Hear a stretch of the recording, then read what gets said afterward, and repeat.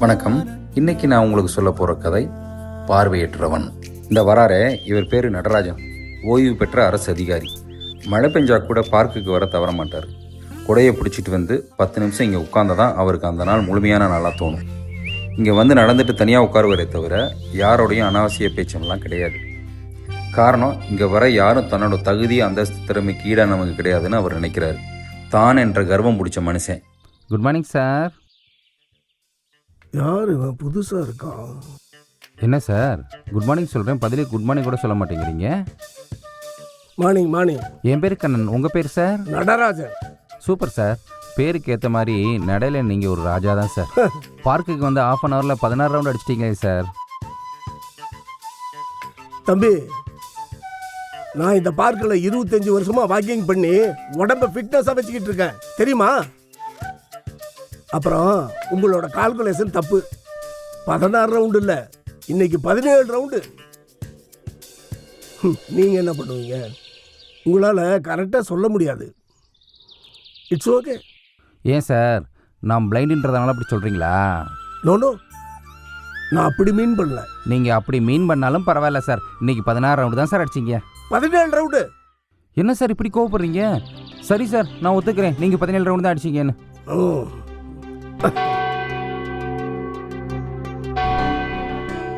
சரி சார், மணி 8 ஆயிருச்சு. எனக்கு பேப்பர் படித்து காட்ட என் ஃப்ரெண்ட் சுப்பு வர டைம் ஆயிருச்சு. நாம் நாளைக்கு பார்க்கலாம் சார். பாய். ஒருவேளை 16 ரவுண்டு தான் அடிச்சிருப்போமோ? ஒருவேளை இல்லை சார், எனக்கு தான் கண்ணு தெரியாது, உண்மைக்கு கண்ணு இருக்கு. நீங்கள் 16 ரவுண்டு தான் அடிச்சிங்க. நாளைக்கு பார்க்கலாம். Bye sir.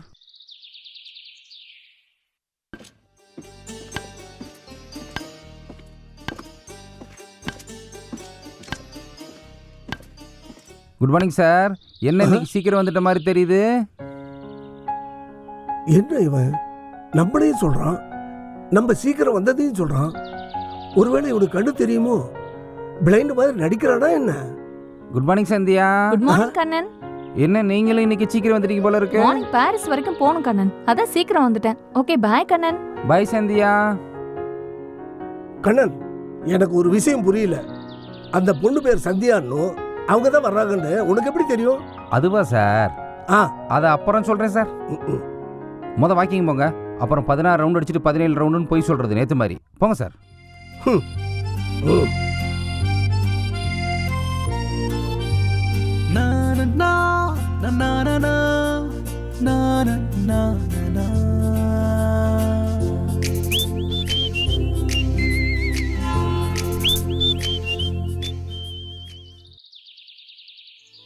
கண்ணன், இன்னைக்கு 16. 15 சார். 16. 15. கண்ணன், இன்னைக்கு 15.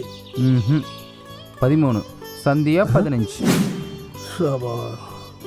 கண்ணன், இன்னைக்கு 19. உங்களோட இதே வேலையா போச்சு சார். டெய்லி தப்பு தப்பாவே சொல்றது. இன்னைக்கு 18 தான். 19.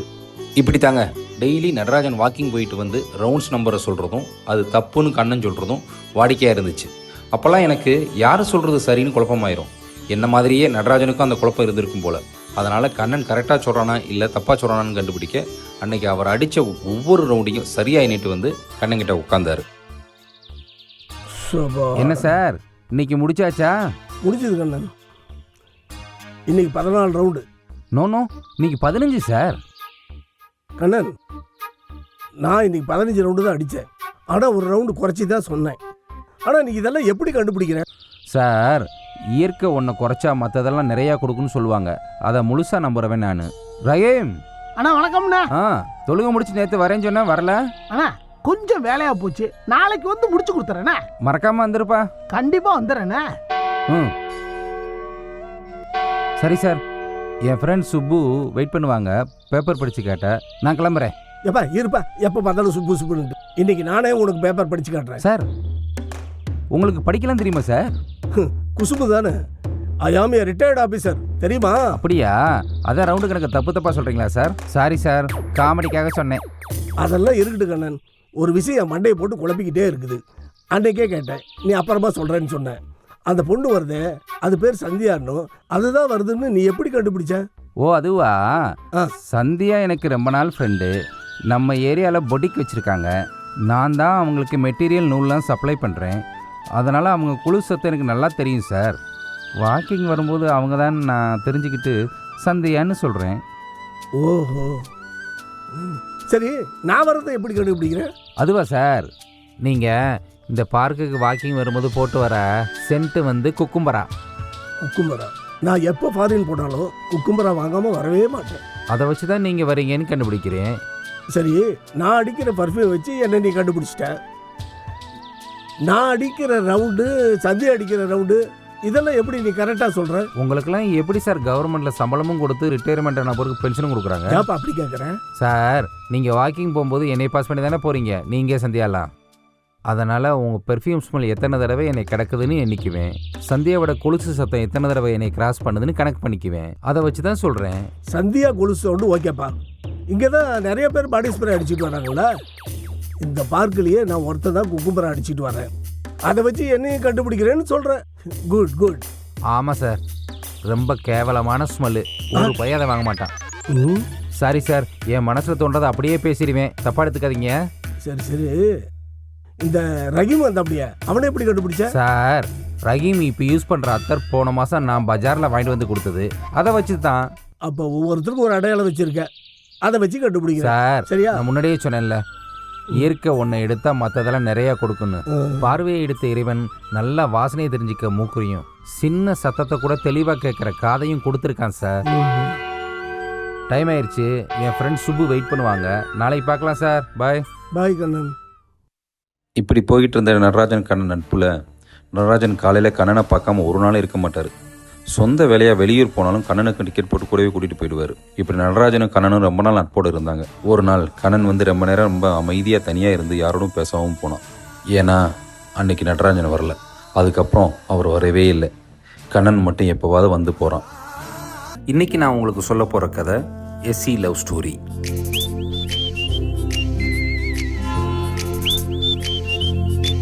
ஏன் இந்த கதைக்கு எஸ்சி லவ் ஸ்டோரின்னு பேர் வச்சேன்னு கேட்குறீங்களா? இது சுரேஷ் சித்ராவோட லவ் ஸ்டோரி. அதனால் அவங்க 2 பேரோட முதல் எழுத்தையே கதைக்கு டைட்டிலாக வச்சுட்டேன். இது இயல்பாக நடந்தது தான். வாங்க கதையை பார்க்கலாம். ஆண் பெண்ணுக்கு இடையே தொடங்குற நட்பு அன்பா புரிதலோட ஒரு பாலியல் தொடர்பாக மாறுச்சுன்னா அது காதல். 2 எதிர்பாலின உயிர்களுக்குள்ள நடக்கிற இந்த மாற்றம் இயல்பானது. அதை மற்ற நாடெல்லாம் புரிஞ்சுக்கிட்டாங்க. ஆனால் இந்த நாட்டில் அந்த இயல்பு நிலையை சாதியை கொண்டு அடக்கிருச்சு இங்கே இருக்க சமூகமும் அரசியலும். அதை அதுக்குள்ளேருந்து வெளியே எடுத்துட்டா இங்கே சாதி அழிஞ்சு போயிடும். சாதி அழிஞ்சு போச்சுன்னா அதை வச்சு வண்டி ஓட்டுறவங்க காணாமல் போயிடுவாங்க. அதனால் சாக வேண்டிய ஒன்றை சாக விடாமல் வாழ வேண்டிய ஒன்றை தொடர்ந்து கொள்ளுது இந்த சமூகம். நான் சொல்கிற இந்த கருத்துக்கும் இந்த கதைக்கும் சம்மந்தம் இருக்கான்னு தெரியல. அதை உங்கள் பார்வைக்கே விட்டுடுறேன். இந்தா இங்கே நடந்து வரானே, இவன் தான் சுரேஷ், தென் மாவட்டத்துக்காரன். நல்லா படித்து முடிச்சு ஏதோ ஐடி கம்பெனியில் இருக்கான்னு நினைக்கிறேன். இவன் இங்கே ரெகுலராக வர ஆள் இல்லை. ஆனால் அப்பப்போ ஆஃபீஸ் முடிஞ்சு சாயங்காலம் மட்டும்தான் வருவான். கொஞ்ச நேரம் ஆஃபீஸ் ஒர்க்கை இங்கே உட்காந்து பார்ப்பான். அதை வச்சு தான் இவன் ஐடியில் வேலை செய்கிறவன் புரிஞ்சுக்கிட்டேன்.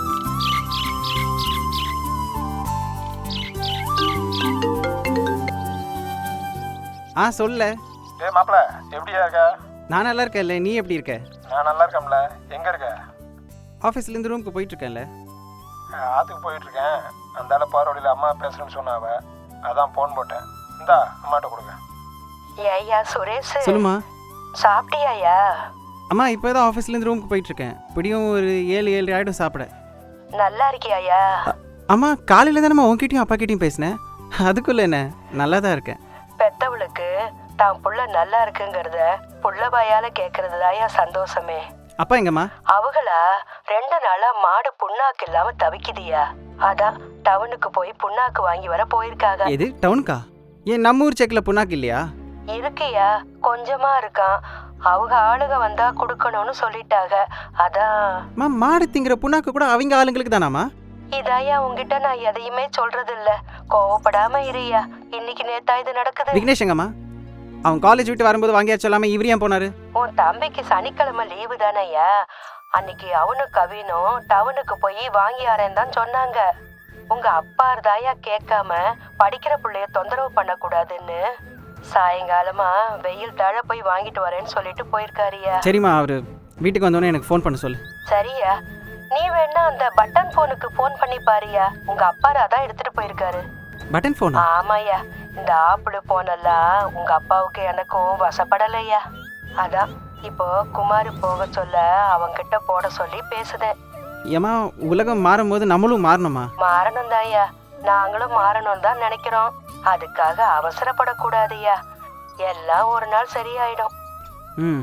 ஏய்யா, காலையிலேயே கேட்கணும்னு நினைச்சேன். அங்க வீட்டுல தாவாரத்துல கூடு கட்டி அணில் குஞ்சு வச்சிருக்குன்னு தம்பி கிட்ட சொன்னியாமே. ஆமாம், அது தாவார இல்லைம்மா, பால்கனிமா. எதுலயோ ஒண்ணு. கூட்ட எதுவும் பண்ணிடாதீயா. செத்த நாள்ல குட்டி பெருசானதும் அதுவா போயிடும்யா. ம், சரிம்மா, சரி. சரியா, நேரத்துக்கு போய் வீட்டுல சாப்பிடு. உடம்ப நல்லா பாத்துக்கியா. அம்மா, ஃபோனை குமார்கிட்ட கொடுங்க. இந்தா. சொல்லு மாப்ள. மாப்பிள்ள, அப்பா மூட்டையை தூக்கிட்டு பஸ்ஸில் வருவார். சேர்த்த பைக்கில் போய் கூட்டி வந்துடுறியா? சரில, நான் போய் கூட்டி வந்துடுறேன். நீ கவலை இல்லாம ரூமுக்கு போட. ம்.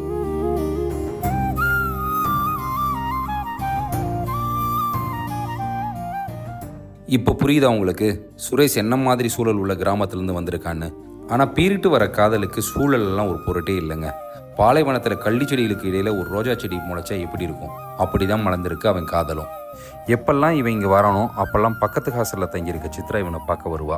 அப்புறம் தான் தெரிஞ்சது டைடல் பார்க்கில் வேலை செய்கிற இவன் காந்தி பார்க்குக்கு வரதே சித்ராவை பார்க்க தானே. ஹாய் சுரேஷ்.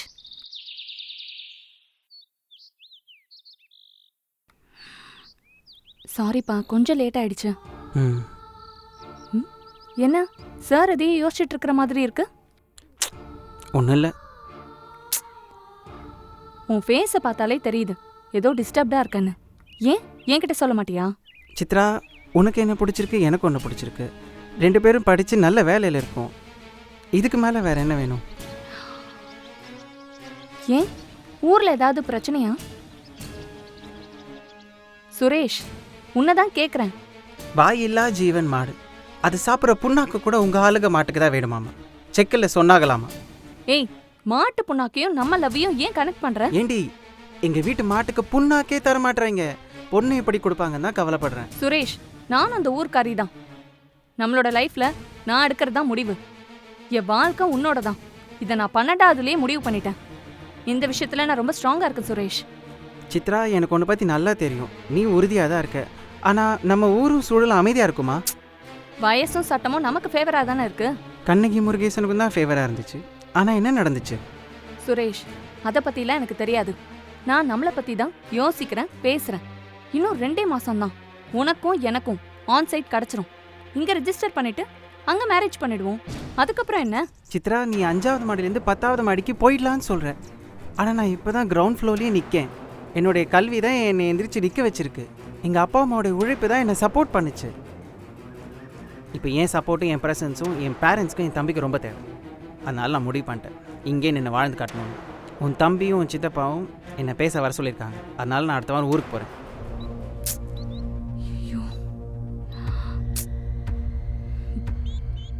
ஏன் என்ன கேட்காம அவங்க கிட்ட பேச வரேன்னு சொன்னேன்? என்னைக்கா இருந்தாலும் அவங்கள்ட்ட பேசிதானே ஆகணும்.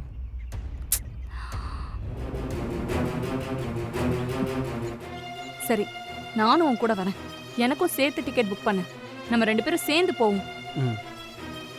அன்னைக்கு அவங்க 2 பேரும் இங்கே பேசி முடிவு பண்ணி ஒன்றா தான் ட்ரெயினில் போனாங்க. அதுக்கப்புறம் என்னைக்காவது அவங்க வருவாங்க, தம்பதியாக இங்கே உட்காருவாங்கன்னு நினச்சேன். ஆனால் 3 மாதம் கழிச்சு சித்ரா மட்டும் தனியாக வந்தா.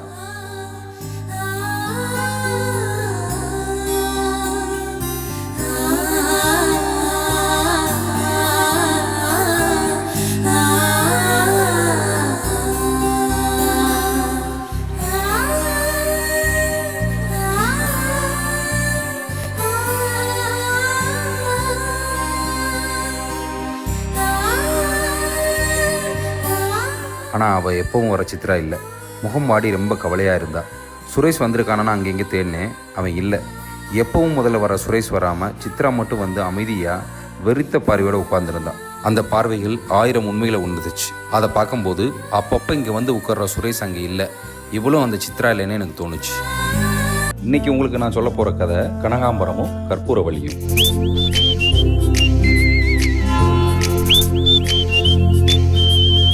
இதோ இங்கே சிரித்து பேசி சந்தோஷமாக இணைபிரியா தோழிகள் மாதிரி வராங்க இல்லையா, இவங்க தான் கனகாம்பரமும் கற்பூரவள்ளியும். இதில் கொஞ்சம் உடம்பு பூசுன மாதிரி தெரிகிறவங்க கற்பூரவள்ளி. தலையில் கனகாம்பரம் வச்சுருக்க அந்த அம்மா பேர் எனக்கு தெரியலை. ஆனால் காலையில் தினமும் வாக்கிங் வரும்போது அந்த உங்கள் தலையில் நிச்சயம் கனகாம்பரம் இருக்கும். அதனால் அந்த பெரிய அவங்களுக்கு வச்சுட்டேன். ஐயோ அப்பா, இன்னும் எத்தனை நாளைக்கு தான் இந்த வாக்கிங் போகணும்னு தெரியலையே. ஷபா. ஐயோ, இவங்கள தோழிகள் உங்ககிட்ட சொல்லிட்டேன்ல. ஆக்சுவலாக இவங்க 2 பேரும் மாமியார் மருமக. அத்தை, கல்யாணம் முடிஞ்ச 2 மாசத்துல என்னை இங்க விட்டுட்டு உங்க புள்ள அமெரிக்காக்கு போனாரே, என்ன சொன்னாரு? என்ன சொன்னா? விசா, நல்ல வீடு எல்லாம் ஏற்பாடு பண்ணிட்டு என்னை வந்து கூட்டிட்டு போறேன்னு சொன்னாரா?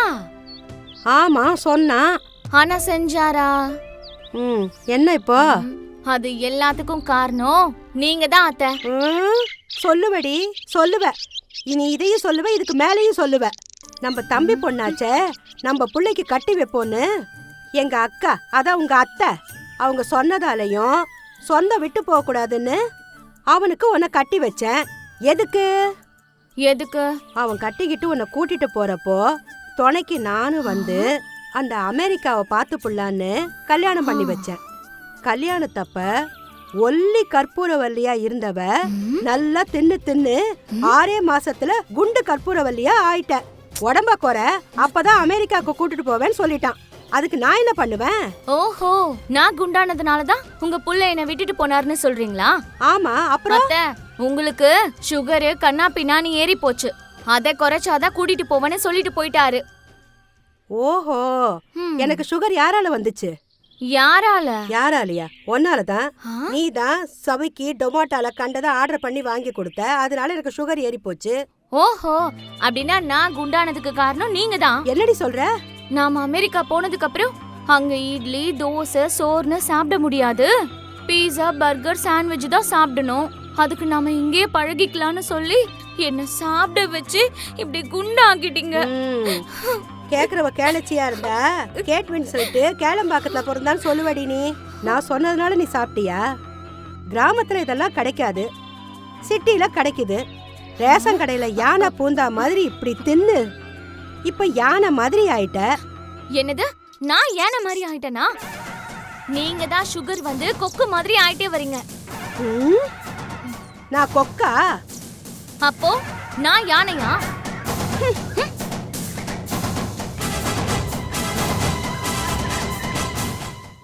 இப்போ தெரியுதா இவங்க 2 பேரும் எதுக்கு இந்த பார்க்குக்கு வராங்கன்னு? கனகாம்பரம் சுகருக்கும் கற்பூரவள்ளி ஃபிகருக்காகவும் தான் இங்கே வராங்க. ஆனால் 4 வருஷமாச்சுங்க 2 பேரும் அமெரிக்கா போகிறதுக்கான எந்த அறிகுறியும் தெரியலை. கடவுளே, எவ்வளோ நடந்தாலும் என் உடம்பு குறைய மாட்டேங்குதே.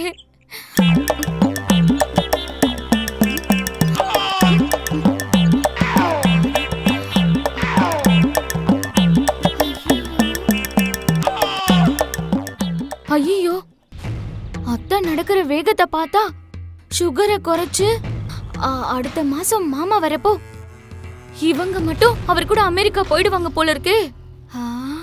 இப்ப என்ன பண்றது? இதுல லுக்கு வேற. உங்களை ஒரு வழி பண்றேன் இருங்க. இவங்களுக்கு ஒரு வழி பண்ணணுமே.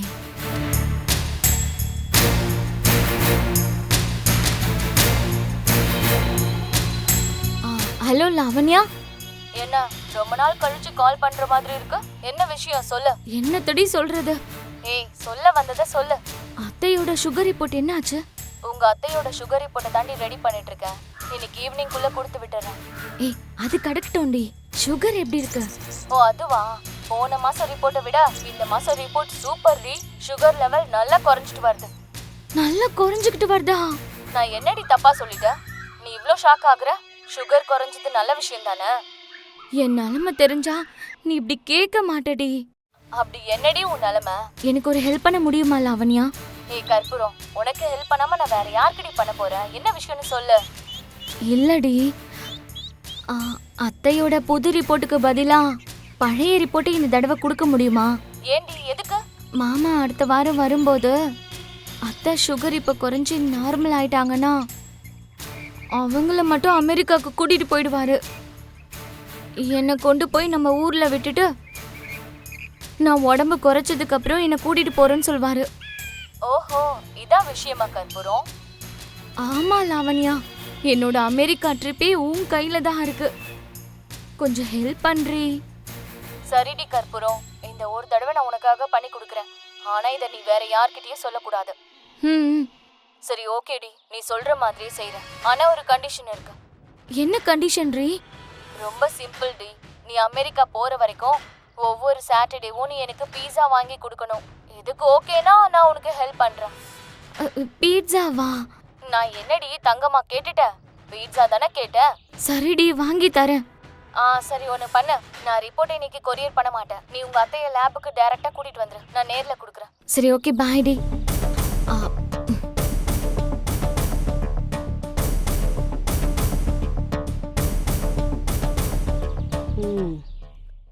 யாரடி ஃபோன்ல?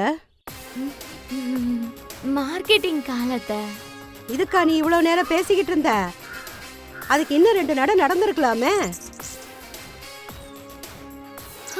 எவ்வளோ நேரம் நடந்தாலும் விதிப்படி தான் அத்தை நடக்கும். நீ ஒழுங்கா நடந்தீனா விதி நல்லாவே நடக்கும். நீ போய் முதல்ல ஒழுங்கா நட. நான் உட்காந்தாலே கண்ணு பொறுக்காது. போ.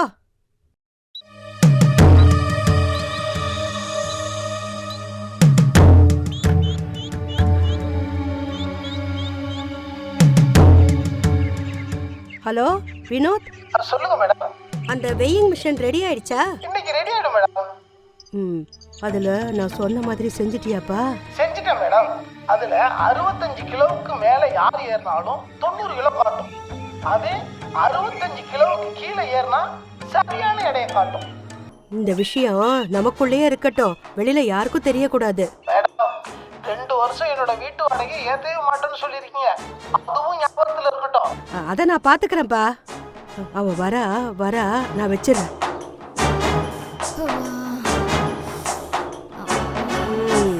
எக்ஸசைஸ்லாம் முடிச்சிட்டியா? அது இருக்கட்டும். யார் அத்தை ஃபோன்ல? மார்க்கெட்டிங் காலடி. மார்க்கெட்டிங் காலா? இவ்வளோ நேரம் பேசிட்டு இருந்தீங்க?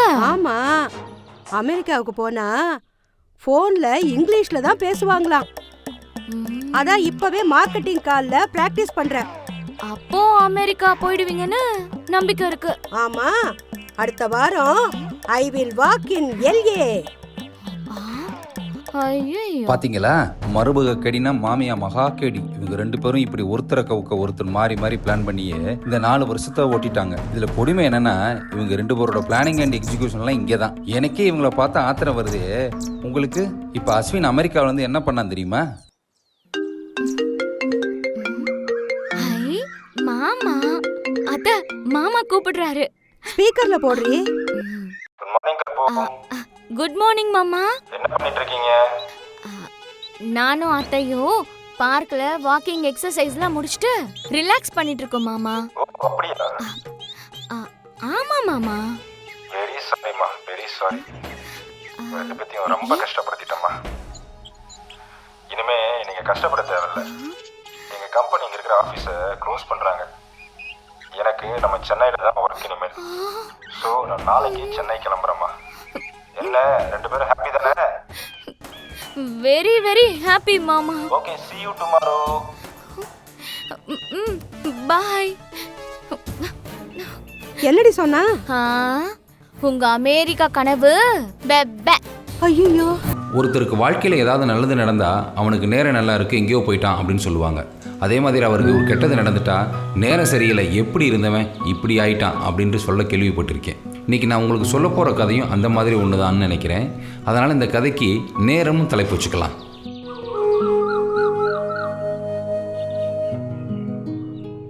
தான் உண்டு தன் வேலை உண்டுன்னு ஒருத்தர் வேக வேகமாக வாக்கிங் போகிறாரே, இவர் யாருன்னு நினைக்கிறீங்க? ஆளை பார்த்தா உங்களுக்கு தெரியாது. ஏன், இவர் இருக்க துறையிலே இவர் நிறைய பேர் பார்த்ததில்லை.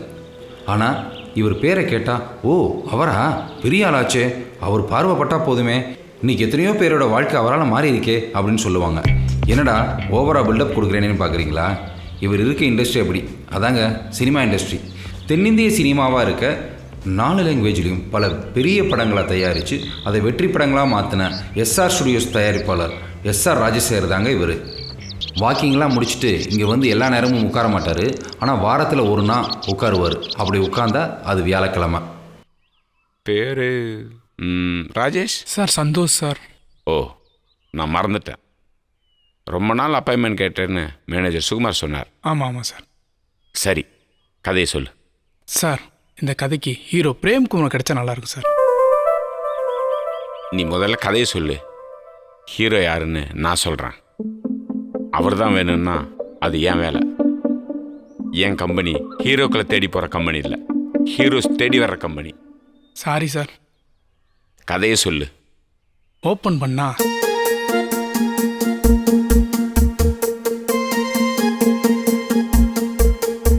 இது எல்லாருக்கும் பிடிக்கும் சார். அந்த ஹீரோ வந்து மீதி கதையை நான் அப்புறம் கேட்குறேன் சார். வரேன். இப்படி தாங்க ஒவ்வொரு வியாழக்கிழமை காலையும் ஏதாவது ஒரு புது இயக்குனர் இந்த பெஞ்சில் வெயிட் பண்ணுவார்.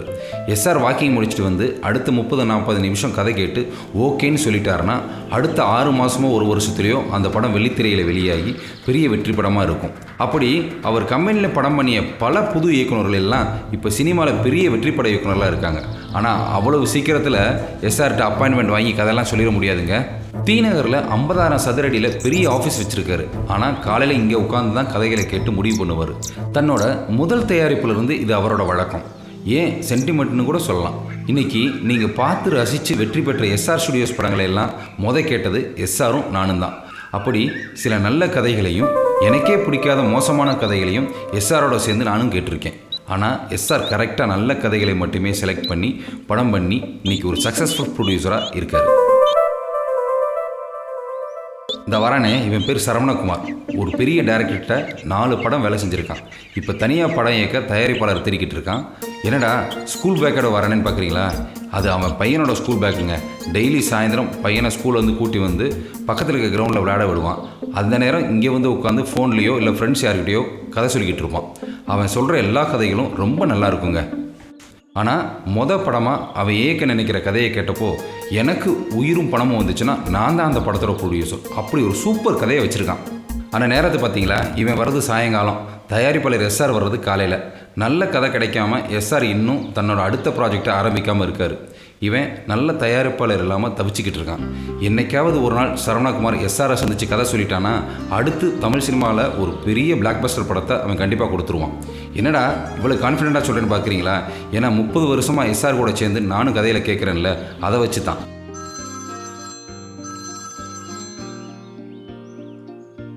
சொல்லு மச்சான். என்னடா காலைல புது புடிச்சிரு பாத்தியே, என்ன சொன்னாரு? கதையெல்லாம் ஓகே தான்டா. நானும் புதுசு, எனக்கு படங்கிறதுனால ஒரு பெரிய கமர்ஷியல் பட ஹீரோ கிட்ட டேட் வாங்கிட்டு வர சொல்றாரு. அதுக்கப்புறம் தான் பண்ணுவாராம். அப்புறம் என்னடா, நீ ஒர்க் பண்ண ஹீரோட்ட என்கிட்ட கதை சொல்லி டேட் வாங்கி ப்ராஜெக்ட் ஆரம்பிக்க வேண்டியதானே? டேய், நான் ஒர்க் பண்ண ஹீரோ சம்பளத்துல பாதி தாண்டா இவரோட படத்தோட பட்ஜெட்டே. எப்பறா நான் போய் அவங்க கிட்ட எல்லாம் கேட்பேன். ஓ அப்படியா? பாப்போம். சரி விடுற மச்சான், வேற ப்ரொடியூசரை பார்க்கலாம். சண்டே வீட்டுக்கு வா, வேற என்ன சோர்ஸ் இருக்குன்னு பார்த்து வைக்கிறேன். ஓகேடா மச்சி. அப்புறம் மச்சி, என்னடா இது இன்னையோட ரீசார்ஜ் முடியுது, கொஞ்சம் ரீசார்ஜ் மட்டும் பண்ணி விட்றியா? பண்றேன்டா. டேய், செலவுக்கு பணம் ஏதாவது வச்சிருக்கே இல்லையா? என்னடா வச்சிருக்கே இல்லையா? சொல்லுடா. உங்ககிட்ட இருக்குன்னு போய் சொல்ல முடியலடா என்னால். கீதா கொடுத்த பணமும் இந்த மாதம் டீக்கு தமுக்குனே சரியாக போயிடுச்சு. நீயே எனக்கு நிறைய கொடுத்துட்ட. உங்ககிட்ட கேட்கறதுக்கு எனக்கு கொஞ்சம் ஒரு மாதிரியாக தான்டா இருக்கு. அதான். டேய், ஃப்ரெண்டு கிட்ட கேட்க உனக்கு என்ன வைக்கும்? டேய், ஜிபேல அனுப்புறேன், அடுத்த கதையை ரெடி பண்ணு உடனே. ஒன் சீட்டு கொடுத்தா அடுத்து எல்லாமே சரியா போயிடும். புரிஞ்சுதா? புரிஞ்சுது மச்சி. ஓகேடா, பை. சரி வச்சிரேன்டா. தேங்க்ஸ் மச்சி.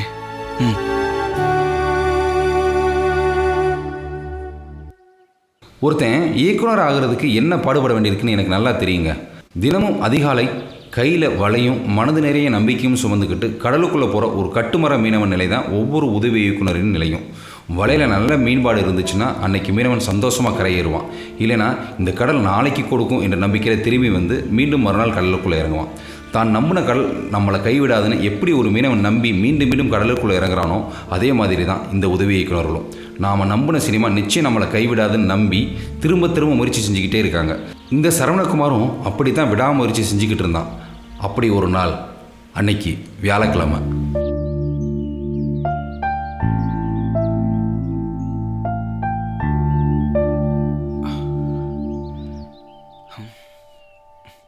குட் மார்னிங் மச்சி.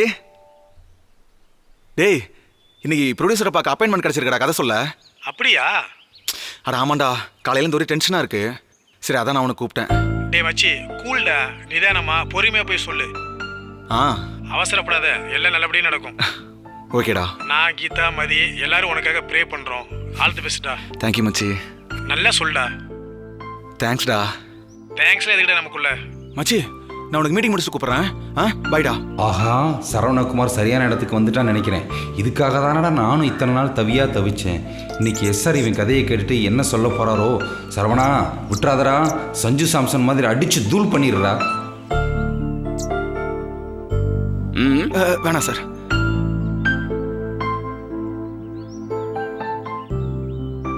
உட்காருங்க. Okay sir. பேர் என்ன மறந்துட்டேன். சரவணகுமார் சார். சரவணகுமார். எந்த ஜானர் கதை சொல்ல போகிறேன்? Sir action and comedy sir. யார் ஹீரோ? சார் நான் கதை சொல்கிறேன் சார், அதுக்கு யார் பொருத்தமாக இருப்பாங்கன்னு நீங்களே சொல்லுங்கள் சார். குட் சொல்லு. ஊரில் தான் ஃப்ரெண்ட்ஸோட ஜாலியாக சுற்றிக்கிட்டு இருந்த ஒருத்தன் நாட்டில் நடக்கிற அக்கிரமத்தை பார்த்து பொங்கி எழறான் சார். அவனுக்குன்னு ஒரு சரித்திரத்தை எழுத முடிவு செஞ்சான். அவன் பேர் தான் பிரபாகரன்.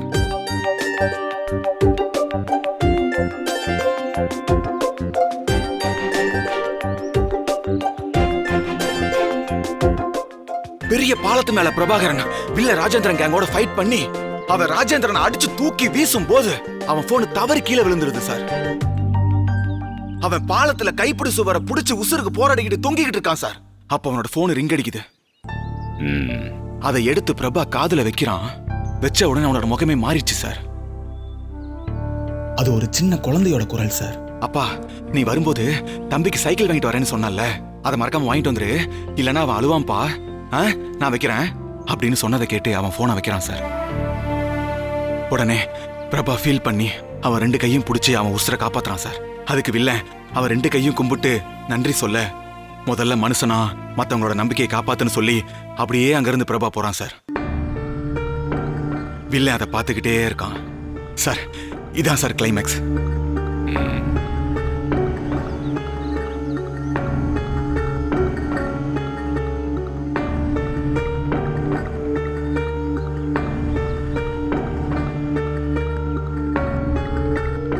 வெரி குட், ரொம்ப நல்லா இருக்கு. நாம இந்த ப்ராஜெக்டை பண்றோம். Thank you sir. Thank you so much sir. சொல்லுங்க சுகுமார். கதையை கேட்டேன், ரொம்ப நல்லா இருக்கு. கண்டிப்பா தியேட்டர்ல ஒர்க் அவுட் ஆகும். இன்னைக்கே இந்த டைரக்டருக்கு அட்வான்ஸ் பண்றேங்க. அப்படியே ஹீரோ பிரேம்குமார்கிட்ட ஒரு அப்பாயின்மெண்ட் வாங்கிடுங்க. இவரை கதை சொல்ல அனுப்பிச்சிருங்க. அவர் டேட்டு கொடுத்தா வச்சுக்கோங்க, இல்லைன்னா வேற யாராச்சும் வச்சு பண்ணுவோம். கண்டிப்பா இந்த படம் பிளாக் பஸ்டர். சார் யார் சார் உங்களுக்கு கதை சொன்னா? ஏன் சுகுமார், நீங்க அமிச்ச டைரக்டர் தான். பேரு ஒரு நிமிஷம் தம்பி, உங்க பேர் என்ன சொன்னீங்க? சரவணகுமார் சார். சரவணகுமாரா? ஏன் சுகுமார்? சார் நீங்க அப்பாயின்மெண்ட் கொடுத்தது சரண்குமார் என்ற டைரக்டருக்கு சார். அவர் பைக் ஏதோ ப்ராப்ளம் ஆகி வர லேட் ஆகுதான் சார். சாருக்கிட்ட எக்ஸ்கியூஸ் கேட்கணும்னு எனக்கு ஃபோன் பண்ணாரு. அதை உங்களுக்கு சொல்லான்னு தான் 4-5 தடவை ட்ரை பண்ணேன் சார். ஆனால் நீங்கள் ஃபோன் எடுக்கலை. என்கிட்ட கதை சொல்ல எங்கள் மேனேஜர் சுகுமார் அமிச்ச டைரக்டர் நீங்கள் இல்லையா? நான் இல்லை சார். அதையா முதல்ல சொல்ல? சார் நான் முன்னாடியே சொல்ல வந்தேன், நீங்கள் அதுக்குள்ளே கதையை சொல்லிட்டீங்க. கிடைச்ச வாய்ப்பை மிஸ் பண்ண எனக்கு மனசு வரல சார், அதான் சொல்லிட்டேன். Sorry sir. நீ எதுக்கே எங்கே வந்து உட்காந்தா? சார் பக்கத்து ஸ்கூலில் தான் என் பையன் படிக்கிறான். டெய்லி ஈவினிங் கிரிக்கெட் கோச்சிங் விட்டுட்டு நான் இங்கே வந்து உட்காருவேன் சார். இன்னைக்கு ஸ்கூல் லீவு, அதான் காலையிலே கிரிக்கெட் கோச்சிங் விட்டுட்டு நான் இங்கே வந்து உட்காந்தேன் சார்.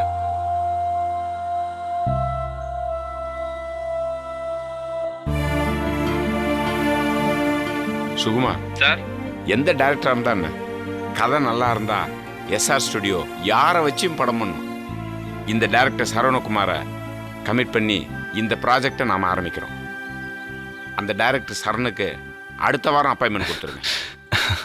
Okay sir. சரி சுகுமார்.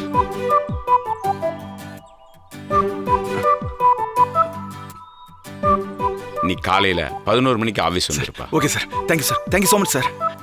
ஒரு வழியாக சரவணகுமார் டைரக்டர் ஆகிட்டான். எத்தனையோ ப்ரொடியூசர்ஸை பார்க்க அவன் பல முயற்சிகள் செஞ்சுக்கிட்டு இருந்தாலும் யாராலும் அவ்வளவு சீக்கிரம் நெருங்க முடியாத ஒரு பெரிய தயாரிப்பாளர் ரொம்ப ஈஸியாக சந்தித்து கதை சொல்லி டைரக்டர் ஆனது அவன் நேரம்னு சொல்லாமல் வேற என்னங்க சொல்கிறது? மச்சான் கமிட் ஆயிட்டேன்டா. டேய் ப்ரொடியூசர் அட்வான்ஸ் வாங்குறதுக்கு ஆபீசர் சொல்லிருக்காரா? அட்வான்ஸா? ஆமா. என்ன சொல்ற? நேத்து பேசும்போது ஈவினிங் தான் புடிச்சிட்டு வராரு, 6 மணிக்கு தான் அப்பாயின்மெண்ட் அப்படின்னு சொன்னேன். டேய் அது வேற ப்ரொடியூசரா, இவரு வேற. இவர் பெரிய ப்ரொடியூசர் எஸ்.ஆர். ராஜசேகர்ரா. ஓ சூப்பர்டா, கங்க்ராட்ஸ். தேங்க்ஸ் மச்சான். சூப்பரா மச்சி. ஓகேடா, நான் வீட்ல இருந்து பார்க்கறேன். வாடா.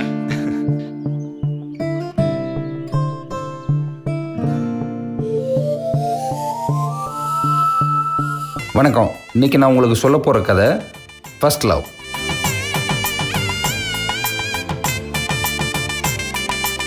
இந்த லவ் இந்த காதலர்களுக்கு முதல் காதல் என்பதற்காக இல்லை. பல வருஷம் முன்னாடி நான் புதுசாக அந்த பார்க்குக்கு வந்தப்போ பார்த்த ஃபர்ஸ்ட் லவ் அப்படிங்கிறதுக்காக இந்த டைட்டில். இந்த சிவப்பு சேலை கட்டி ரிலாக்ஸாக வாக்கிங் வர இந்த அம்மா பேர் சாரதாங்க.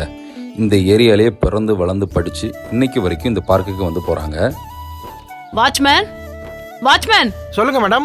ஏன் செடியெல்லாம் இப்படி வாடி போய் கிடக்குது? 2 நாளா தண்ணி வரலையே மேடம். ஏன்? Motor repair madam. வாட்ச்மேன், நம்மள மாதிரி அதுங்களும் உயிருங்க தான். நம்ம 2 நாள் சாப்பிடாம இருந்தா நம்ம வாடி போயிட மாட்டோம்? அதை உடனே சரி பண்ண வேண்டாம்? நேற்று ராத்திரியே சரி பண்ணிட்டேன் மேடம், இன்னைக்கு ஊத்திடுறேன். சொல்லாதீங்க, செய்யுங்க. Okay madam. இப்படி இங்கே இருக்க செடி கொடிக்கு மேலே கூட இவ்வளோ அக்கறையாக இருக்க சாரதாக்கு எப்படி இந்த தைரியம்னு பார்க்குறீங்களா? இவங்க தாங்க இந்த ஏரியாவோட கவுன்சிலரு. இவங்களோட லவ் ஸ்டோரி தான் இந்த கதை. சாரதாவோட இந்த பார்வைக்கு உங்களுக்கு அர்த்தம் புரியுதா? இங்கே தாங்க சாரதாவோட காதலன் விக்னேஸ்வரன் உட்காந்துருப்பான்.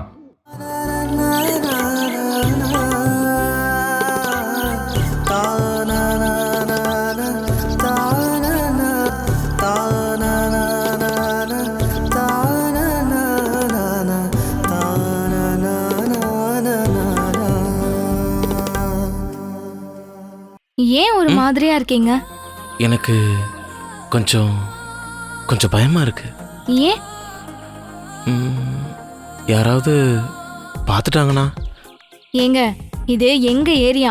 ஒரு பொண்ணு நானே பயப்படாம இருக்கேன், நீங்க எப்படி? இல்லைங்க, எங்க ஊர்ல இந்த மாதிரி பொண்ணுங்கள்ட்ட தனிமையில பேசி பழக்கம் இல்லை, அதான். பேச மாட்டீங்க, ஆனா பொம்பளைங்களை தோட்ட தொரப்புக்கு கூட்டிட்டு போய் கெடுத்து புதைச்சிருவீங்க. ஐயோ, நான் அப்படியெல்லாம் இல்லைங்க, உண்மையா தாங்க சொல்றேன். நான் சுத்தி வளைச்சு பேச விரும்பலங்க. எனக்கு உங்களை பிடிச்சிருக்கு.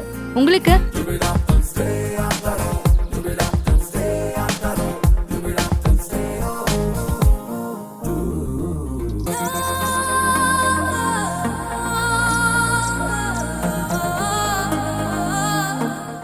நான் உங்ககிட்ட தாங்க பேசிட்டு இருக்கேன். நீங்க அப்படி பார்த்தா என்ன அர்த்தம்? இல்ல, எனக்கு என்ன சொல்றதுன்னு தெரியல, அதான்.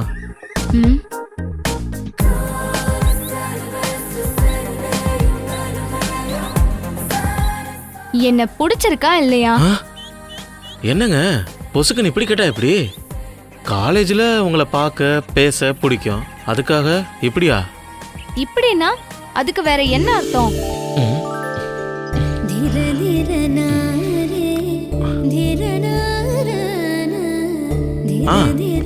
இது கடைசி செமஸ்டர், பரீட்சை எழுதி முடிச்சதும் என் பதில சொல்லட்டா?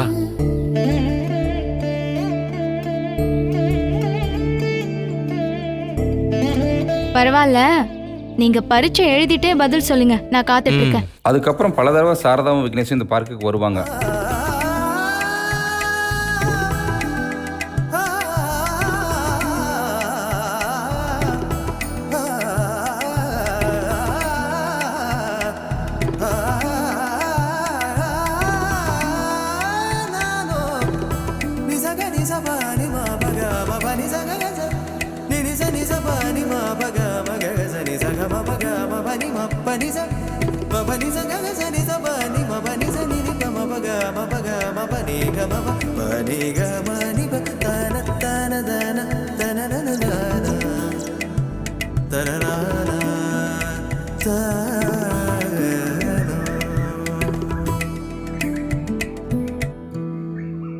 ஆனால் விக்னேஷ் சாரதாவின் காதலுக்கு பதிலே சொன்னதில்லை. கொஞ்ச நேரம் உட்காருவாங்க, காலேஜ் பற்றி, சினிமாவை பற்றி, நாட்டை பற்றி பேசுவாங்க, அப்புறம் போயிடுவாங்க. அப்போ பார்த்து காலேஜ் செமஸ்டர் வந்துச்சுங்க. அதனால் 2 பேரும் படிப்பில் கவனம் செலுத்தி கடைசி செமஸ்டர் எழுதினாங்க. கடைசி செமஸ்டர் பரீட்சை முடிஞ்ச அன்னைக்கு சாரதா விக்னேஸ்வரனுக்காக இங்கே வெயிட் பண்ணிட்டு இருந்தா. ஆனால் அன்னைக்கு ரொம்ப நேரமாகியும் அவன் வரல. அதனால் விரக்தியாக அன்னைக்கு இங்கேருந்து போனான். மறுநாளும் அவன் வருவான்ற நம்பிக்கையோட சாரதா வந்தான். ஆனால் அவன் வரல. படிப்பு முடித்து தன்னோட சொந்த ஊரான திருவண்ணாமலைக்கு போன விக்னேஸ்வரன் திரும்பி சாரதாவை பார்க்க கூட வரல. ஆனாலும் அவன் வந்து தன் காதலை சொல்லுவான்னு எதிர்பார்த்த சாரதா தினமும் என்கிட்ட வந்து அவனுக்காக காத்திருக்க ஆரம்பித்தான். ஆனால் காலம் போனதை தவிர விக்னேஸ்வரன் வரவே இல்லை.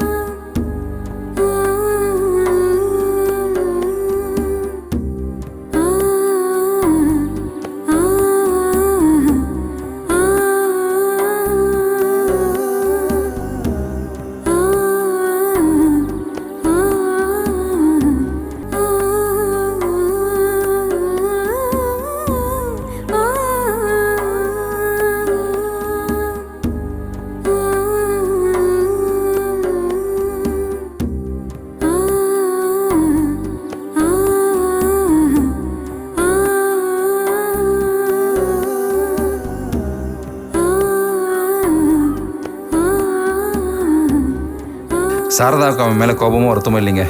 ஏன்னா அவளோட காதலுக்கு அவன் பதிலே சொல்லலை. அந்த பதிலுக்காக அவள் காத்திருந்தா. ஆனால் காலம் காத்திருக்கணுமே. அடுத்து தம்பி தங்கை அவங்க எதிர்காலத்தை நினச்சி வீட்டில் பெற்றவங்க பார்த்து வச்ச மாப்பிள்ளை கவுன்சிலர் சண்முகத்தையே கல்யாணம் செஞ்சுக்கிட்டா. 2 பிள்ளைகளும் பிறந்துச்சு. இப்போ பையன் அடையாறுலையும் பொண்ணு அமெரிக்காவிலையும் இருக்காங்க. ஆனால் சாரதா தான் அடிமனசில் முளைச்ச முதல் காதலை அசை போட்டபடி என்னைக்காவது விக்னேஸ்வரன் வருவான்னு நம்பிக்கையோட இன்னும் இந்த பார்க்க வந்து போயிட்டு இருக்காங்க.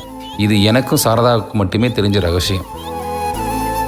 இன்றைக்கி நாம் பார்க்க போகிற கதை என்னென்னா புரோக்கர்ஸ் லைஃபுங்க. 300 ஏக்கர் 200 கோடி ரூபா வாங்கி போட்டிங்கன்னு வச்சுங்க, அடுத்த 5 வருஷத்துல நீங்க தான் அம்பானி. இவர் தாங்க புரோக்கர் பிறந்தாமே. இங்கே இருந்தாங்க 2000லேருந்து 2 கோடி வரைக்கும் டீல் பேசுவார். இந்த காசை வச்சுக்கிட்டு சும்மா திரியிற பயில்வுல அம்பானி ஆக்கி விட்டுலான்னு பார்த்தா ஒருத்தனும் சிக்க மாட்டானே. இன்னைக்கு இவனை அடி போட்டு ஒரு 1000 ரூபா கரெக்ட் பண்ணலான்னு பார்த்தேன், எஸ்கேப் ஆயிட்டான். அந்த 1000 ரூபாய் எதுக்குன்னு நினைக்கிறீங்க? அவருக்கு 500, வீட்டுக்கு 500.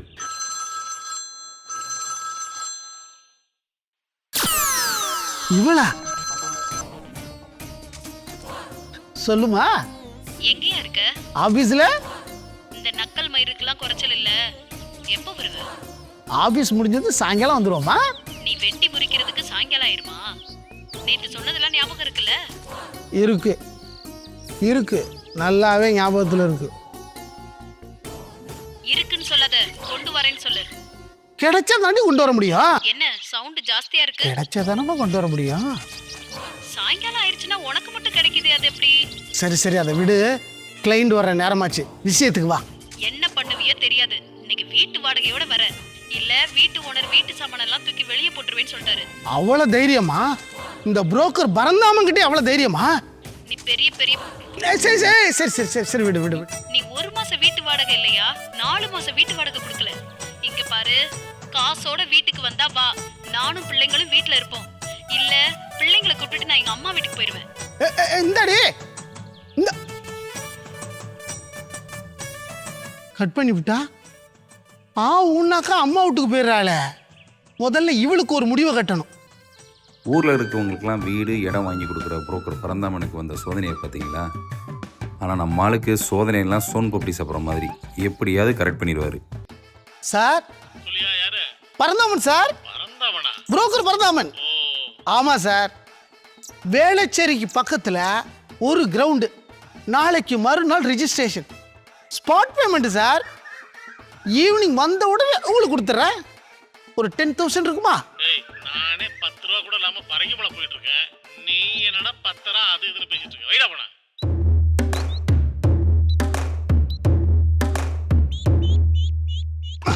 இந்த அம்மா இருக்கே,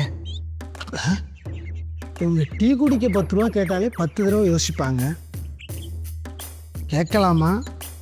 ட்ரை பண்ணி பார்ப்போம். ஒய்ஃபுக்கு உடம்பு சரிப்படல, ஆஸ்பத்திரியில் சேர்த்துருக்கேன். ஒரு 5000 ரூபா கிடைக்குமா மேடம்? யோ, போன வருஷம் வைஃபுக்கு ஈம சடங்குன்னு சொல்லி 10,000 ரூபாய் வாங்க. Sorry madam, wrong number. Sir, ஒரு சின்ன ரிக்வஸ்ட்டு. ஒரு சின்ன செலவு இருக்கு. ஒரு அர்ஜென்ட்டாக ஒரு 10,000 ரூபா தேவைப்படுது. கொஞ்சம் ஜிபே பண்ண முடியுமா சார்? சார் புரோக்கர்ஸ் ரொம்ப பேரோட நிலைமை இதுதாங்க. ஆனால் இவங்க அட்ராசிட்டிக்கு மட்டும் அளவே இருக்காது. எப்படி பேசினாலும் கேட்ட போடுறாங்களே. இந்த ஹவுஸ் ஓனரை கூட சமாளிச்சிடலாம் போல இருக்கு. ஆனால் ஹவுஸ் ஒய்ஃபை சமாளிக்கிறது யோ என்ன ஜூல இருந்து எட்டி பார்க்குற மாதிரி பார்க்குற? தள்ளி உட்காரியா. பரந்தாமன்? ஆமாயா, பரந்தாமன் தான். தள்ளி உட்காரியா. புரோக்கர் பரந்தாமன்? ஆமாம் சார், புரோக்கர் பரந்தாமன் தான். வந்த விஷயத்தை சொல்லுங்க. என் பேர் முருகேசன். இந்த ஏரியாவில் நல்ல புரோக்கர் யாருன்னு விசாரித்தேன். எல்லாம் உங்களை தான் சொன்னாங்க. இங்கே எப்படி வந்தீங்க? கழுது கட்டா குட்டிச்சவரு அவன் இந்த பார்க்கில் தான் உட்காந்துருப்பான்னு சொன்னாங்க. அதான் நேரில் வந்தேன். சரி, என்ன விஷயம் சொல்லுங்க. எனக்கு நீங்கள் ஒரு வீடு பார்க்கணுமே. சிங்கிளா, டபுளா இல்லை ட்ரிபிளா? ஒரு வில்லா வேணும். சுற்றி மரஞ்செடி கொடியோட நல்லா காற்று வச்சு இருக்கணும். பார்த்துடலாம். வில்லான்னா வாடகை அதிகமாகும். ஆனால் பாடி அதுக்கு தாங்குற மாதிரி தெரியலையே. ஓ, கொடைக்கானல் சுற்றி 500 ஏக்கர் வச்சிருக்கிறேன். எவ்வளோ வாடகைனாலும் பரவாயில்லையா? உடனே வேணும். இப்போவே. உடனே வேணுமா? இப்போவே? எவ்வளோ சீக்கிரம் பார்க்குறீங்களோ அவ்வளோ சீக்கிரம் முடிச்சிடலாம். உங்களுக்கு புரோக்கர் கமிஷன் எவ்வளவு? பெரிய வீடாக இருந்தால் 50%, சின்ன வீடாக இருந்தால் 1 மாதம் வாடகை. அவ்வளோதானே? 2 மாதம் வாடகை கமிஷனாக தரேன். சீரியஸாக தான் சார் சொல்கிறேன். சொன்ன வாக்க காப்பாற்றுவேன். என்ன நம்பலைன்னா இந்தாங்க பிடிங்க அட்வான்ஸு. 2 நாளைக்குள்ளே பார்த்துருங்க. அக்ரிமெண்ட் போட்ட 5 நிமிஷத்துலேயே முழு பணத்தை வாங்கிக்கோங்க. சார், ஒரு 10 நிமிஷம் கொடுங்க, இப்போ ரெடி பண்ணிடுறேன். சரி, நீங்கள் ரெடி பண்ணிட்டு கூப்பிடுங்க, நான் போயிட்டு வரேன். சரிங்க சார். ஆஹா, இப்படி ஒரு ஆஃபருக்கு தானே காத்திருந்தேன். முருகா, வீடு பிடிச்சி கொடுத்து ஒழுங்காக புரோக்கருக்கு தர வேண்டிய கமிஷனை தரவே யோசிக்கிற இந்த காலத்தில் ஒருத்தர் பரந்தாமனுக்கு 2 மாத கமிஷனும் அதுக்கு அட்வான்ஸ் இருந்தால் எப்படி இருக்கும்? அந்த பிரமிப்புலேருந்து அவர் விலகவே இல்லைங்க. உடனே என்ன செஞ்சார் தெரியுமா? ஏய், வாடகை வேடி. அது கூட உனக்கு தெரியாதா? 3 மாசத்துக்கு சேர்த்து 24,000 ரூபாய் கொடுக்கணும். 24,000மா? சரி விடு, நாளைக்கு காலையில் 25,000 வாங்கிக்க. என்ன சொல்றீங்க? ஒரு நிமிஷம். குமலா, குமலா, ஃபோனை கூப்பிட்றேன். குமலா, என்னயா வாய ஒரு நிமிஷம். சுகருக்கு வாக்கிங் போயிட்டு இருக்கான். யோ, அவன் கிலோ கணக்கில் வச்சுக்கிட்டு சுகருக்கு வாக்கிங் போக மாட்டான். நீ தம்மு வந்துட்டு வச்சுட்டு வாய இங்கே அரிச்சிட்ட. என்னயா? நல்ல மரசெடி குடிகளோட ஒரு வில்லா வீடு வேணும், வச்சிருக்கியா? எனக்கும் அதான் ஆசை, ஒரு வில்லா வீடு கட்டணும்னு. முடியலையே. யோ, நான் வாடகைக்கு கேட்டேன். வாடகை சிட்டியா அவுட்ரா? இடம் பிரச்சனை இல்லைப்பா, வீடு காத்தோட்டமாக இருக்கணும். சரி, ஒரு நாள் டைம் கொடு, முடிச்சிடலாம். ஒரு நாளா? இன்னைக்கே வேணும். இன்னைக்கா? இப்பவே வேணுங்கிறல்ல? இப்பவே வா. கமிஷன் எவ்வளவுனாலும் வாங்கி தரையா? சரி, ஒரு 1 hour டைம் கொடு, வாக்கிங் முடிச்சுட்டு கூப்பிட்றான். முடிச்சிடலாம். இவன் வாக்கிங்க முடிக்கிறதுக்குள்ள நம்ம வாழ்க்கை போயிடும் போல இருக்க.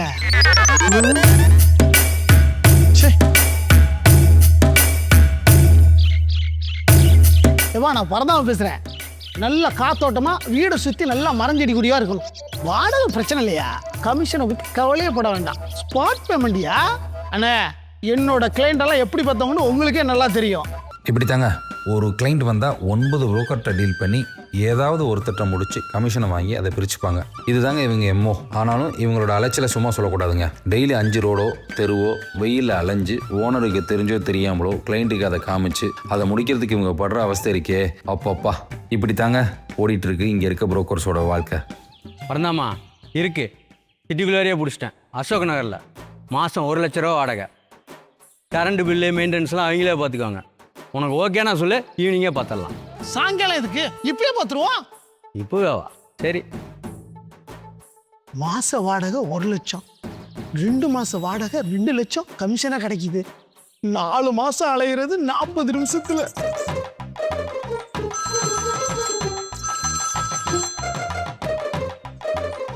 அண்ணே, நீங்க கேட்ட வீடு ரெடியா இருக்கு. 1.5 லட்ச ரூபா வாடகை. ஓகேவா?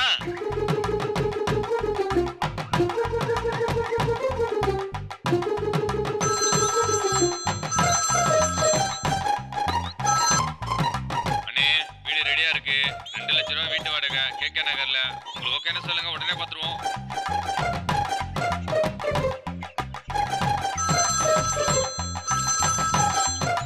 யோ பரந்தாமா, ஆரணி ஆறுமுகம் பேசுறியா? அண்ணா நகர்ல சூப்பர் பங்களா பிடிச்சிட்டேன். 3 லட்ச ரூபா வாடகை. பாத்துருவோமா?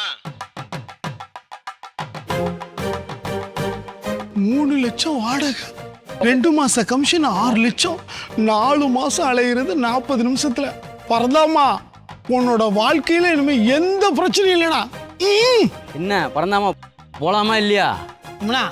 நம்ம கிளைண்ட்டுக்கு சிட்டியில் வேண்டாமா, அவுட்டரில் கேட்குறாங்க. நான் வேற கிளைண்ட் வந்தால் உன்னை பார்க்குறேன்ப்பா. சாரி, நீ கிளம்பு. யோ, சுகருக்கு வாக்கிங் போகிறத விட உனக்கு வீடு பார்த்து சொன்ன பாரு. ஏன் இப்போ டென்ஷன் ஆகுற? தொழிலில் இதெல்லாம் சகசையா. பிபி ஜாஸ்தி ஆகுது, உடனே போய் செக் பண்ணு. நல்ல வேலை கிளம்பிட்டான், இல்லைன்னா கமிஷன்ல பாதி கேட்டு நம்மளோட அட்டாச்சர் ஆகிருப்பான். சரி, கிளைண்ட்டை கூப்பிடுவோம். ஆமா, கிளைண்டோட நம்பர் என்ன? ஐயோ, நம்பர் வாங்க விட்டுட்டோமே, என்ன பண்றது? ஐயோ, இந்த வந்துடுறேன்னு போனா அந்த ஆளும் வரலையே.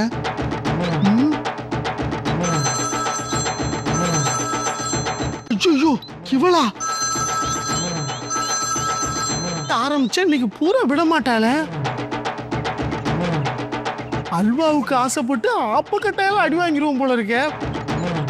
முருகா, காதலுக்கு மொழி தேவையில்லைன்னு சொல்லுவாங்க. ஆனால் ஒவ்வொரு காதலும் ஒரு மொழியை தேடுதுங்க. சில காதல் வார்த்தையில் பிறக்குது, சில காதல் பார்வையில் மலருது, சில காதல் புன்னகையில் தொடங்குது. இந்த கதை 2 இதயங்கள் சந்தித்த கதையல்ல, ஒரு உலகத்தை இன்னொரு புரிந்து கொள்ள முயன்ற கதை. கைகள் பேசின, இதயங்கள் கேட்டன, வார்த்தைகள் இல்லாத இடத்தில் காதல் தான் மொழியை கண்டுபிடிச்சிதுங்க.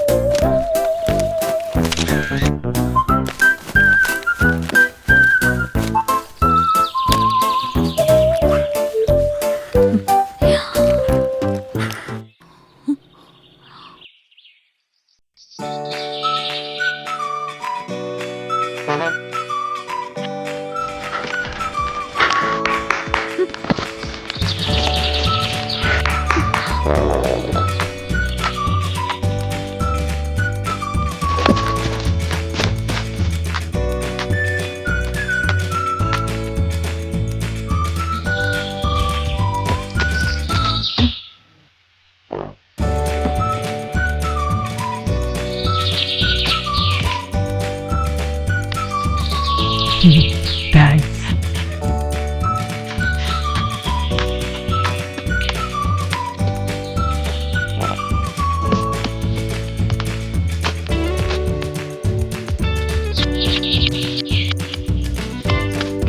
அந்த ஒரு சந்திப்புக்கு பின்னாடி தினமும் அதே நேரம் அதே பார்க்கில் 2 பேரும் சந்திச்சுக்கிட்டாங்க. அவங்க வார்த்தைகளால் பேசிக்கல, ஆனால் அவங்க பார்வைகள் மட்டும் பேசிச்சு. நாட்கள் செல்ல செல்ல அந்த மௌனம் ஒரு அழகான நட்பாக மாறுச்சு. ஒரு நாள் அந்த மௌனத்தை உடைச்சி பேச நினைச்ச அவனுக்கு ஒரு பெரிய அதிர்ச்சி காத்திருந்துச்சு.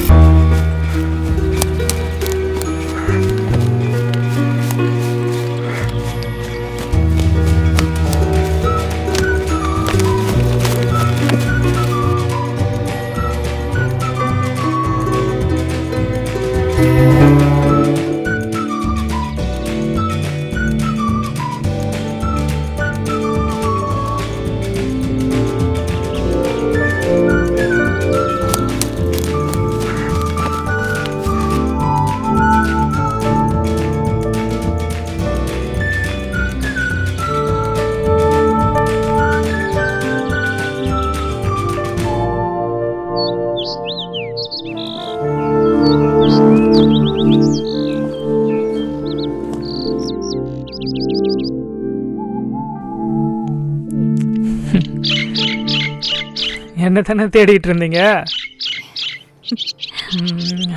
ரொம்ப வருஷம் கழிச்சு ஸ்கூல் ஃப்ரெண்டை சடனாக மீட் பண்ணியிருந்தேன். அதான் அவங்ககிட்ட கொஞ்ச நேரம் பேசிகிட்டு இருந்தேன். அவனால தான் இன்னைக்கு ஜாகிங் பண்ண முடியல. பட் நீங்கள் பண்ணுறத நான் பார்த்துட்டு தான் இருந்தேன். That's all. செக், நான் ஒருத்தன் என்னை இன்ட்ரோ கொடுக்காமே பேசிகிட்டு இருக்கேன். I am Mano, working in HCL டிஎல்லாம் ஒர்க் பண்ணிகிட்ருக்கேன், பெருங்குடி பிரான்ச். உங்கள் பேர்?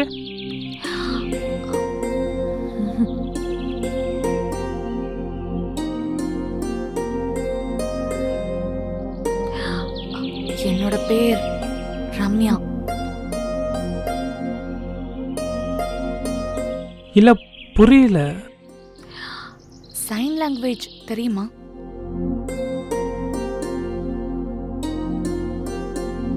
டேய் மனோ, எவ்வளவு நேரம்டா? சீக்கிரம் வா. 2 minutesடா. ஏங்க, எனக்கு கொஞ்சம் அர்ஜென்ட்டாக ஒர்க் இருக்குது, நான் கொஞ்சம் போகணும். பாய், அப்புறம் மீட் பண்ணலாம்.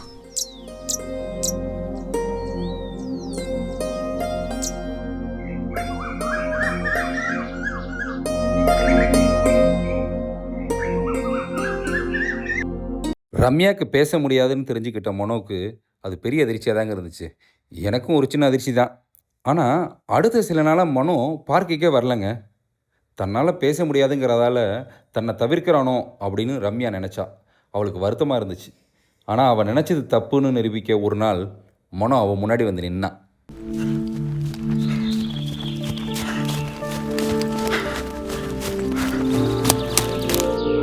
ஹாய்.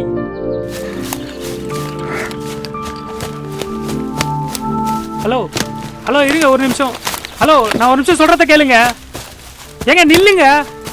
என்னங்க ஓடிக்கிட்டே இருக்கீங்க? என்னங்க கூப்பிட போயிட்டே இருக்கீங்க? எனக்கு உண்மையாகவே அன்றைக்கி ஒர்க் இருந்துச்சுங்க. சாரிங்க, நீங்கள் அன்றைக்கி பேசுனது எனக்கு புரியல. நான் சைன் லாங்குவேஜ் கற்றுக்கலான்னு தான் போயிருந்தேன். நான் கொஞ்சம் டியூப் லைட்டுங்க, அதான் நான் இதை கற்றுக்கவே எனக்கு 10 நாள் ஆயிடுச்சு. சைன் லாங்குவேஜ் தெரியுமா?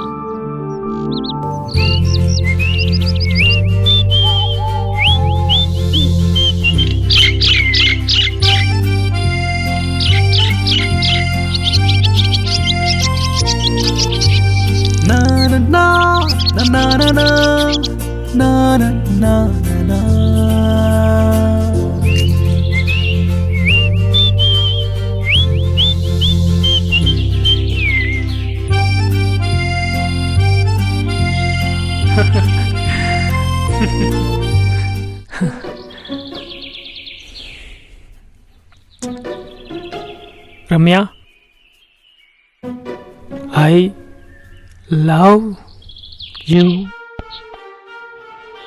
ரொம்ப நாளாக சொல்லணும்னு இருந்தேன், இப்போ தான் டைம் கிடச்சிது. இவ்வளோ நாள் ட்ராவல் பண்ணதில் நம்ம 2 பேருக்கும் செட் ஆகும்னு தோணுச்சு. உனக்கும் என்னை பிடிச்சிருந்தா உங்கள் வீட்டில் சொல்லு. நீ சொன்னா உங்கள் வீட்டுக்கு கூட வந்து நான் பேசுகிறேன்.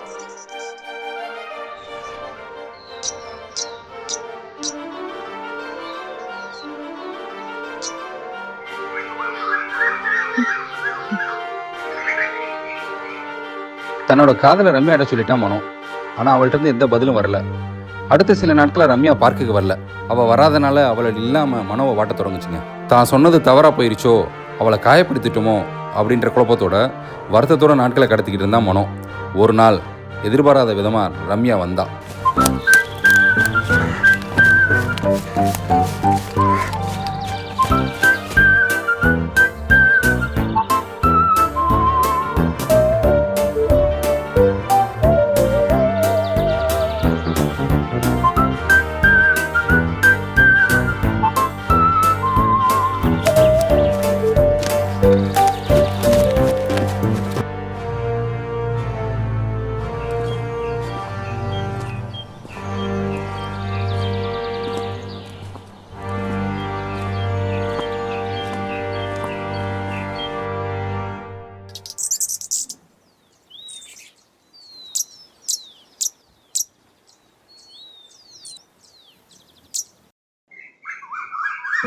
அன்றைக்கே பிடிக்கலன்னு சொல்லிருக்கலாம்ல. நான் என் வேலையை பார்த்துட்டு போயிருப்பேன்ல.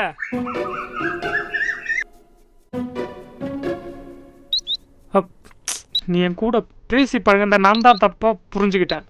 I am sorry.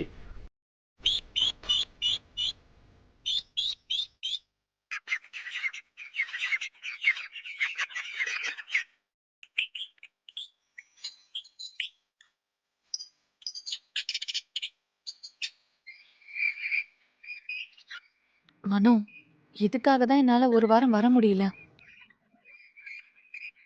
இது புதுசா லான்ச் ஆயிருக்கிற வாக்கல் சேலஞ்ச் பீப்புளுக்காக கண்டுபிடிக்கப்பட்ட சாஃப்ட்வேர் அண்ட் டிவைஸ். இது என் வாக்கல் மூமெண்ட்ஸ்க்கு ஏத்த மாதிரி நான் என்ன சொல்றேங்கிறத அப்படியே சொல்லும். அதுவும் என் சின்ன வயசு வாய்ஸை ஏஐ மூலமா பண்ணியிருக்கு. நீ என் லாங்குவேஜ் கத்துக்கிறதுக்கு எவ்வளோ எஃபர்ட் போட்ட, அதே எஃபர்ட்டை நானும் போட்டா தானே ஈக்குவலா இருக்கும். இல்ல சும்மா ஒண்ணுல பாதின்னு நானும் சொன்னா அது எப்படி ஈக்குவாலிட்டி ஆகும்?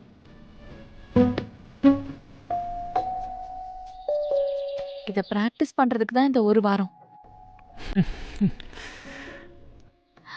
இப்ப சொல்றேன். I love you too, I love you too, I love you too, I love you two.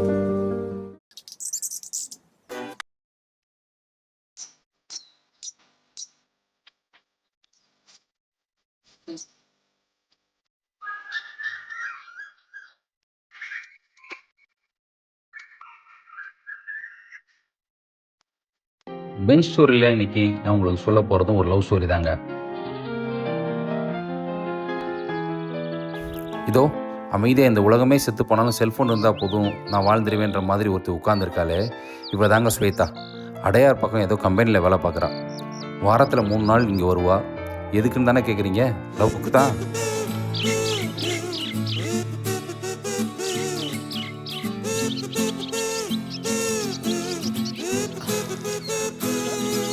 Sway, sorry கொஞ்சம் லேட் ஆயிடுச்சு.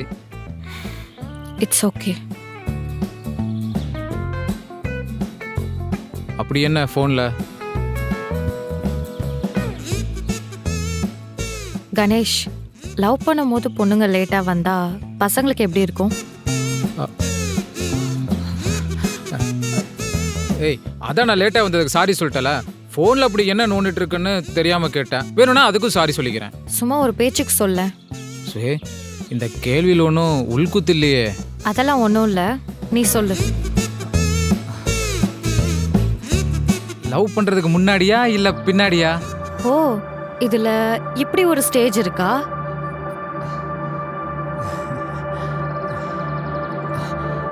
லவ் ப்ரப்போஸ்க்கு முன்னாடி காத்து கிடக்கிறதெல்லாம் வேற லெவல் சந்தோஷம் தெரியுமா? 4-5 டீ 2-3 தம் அடிச்சுட்டு காத்து கிடக்கிறது தனி சுகம். அதெல்லாம் அனுபவிக்க கொடுத்து வச்சிருக்கணும். ஸோ டீயும் தம் அடிக்கிறது தான் சுகம். லவ் சொன்ன பின்னாடி லவ் பண்ணுறதுக்கு அப்புறம் காத்து கிடக்கிறது அது ஒரு தண்டனை. ஸோ லவ் அக்செப்ட் பண்ணி கமிட் ஆகி பொண்ணுங்க லேட்டாக வந்தா அது உங்களுக்கு ஒரு தண்டனை இல்லை. இது எல்லா பாய்ஸும் ஜென்ரலாக சொல்கிறது தான். இப்போ நீ தானே சொன்ன. இல்லை, நான் அந்த மீனிங்கில் சொல்லலை. அப்புறம் எந்த மீனிங்? கணேஷ், இப்போ நீ சொன்னதெல்லாம் உன் மனசில் இருக்கிறது தானே? இல்லை, அது அப்படி சொல்ல முடியாது. அப்படி சொல்ல முடியாதா? அப்புறம் எப்படி?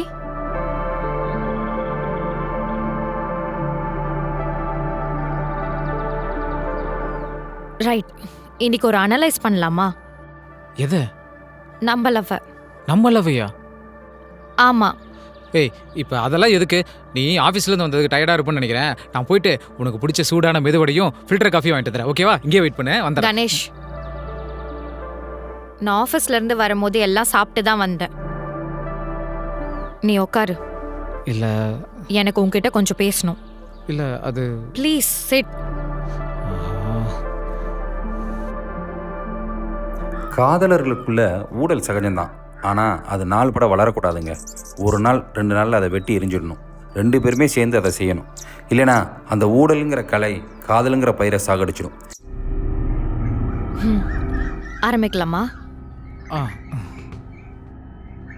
உன் லவ்வோட ஏஜ் என்ன? லவ்வோட ஏஜா?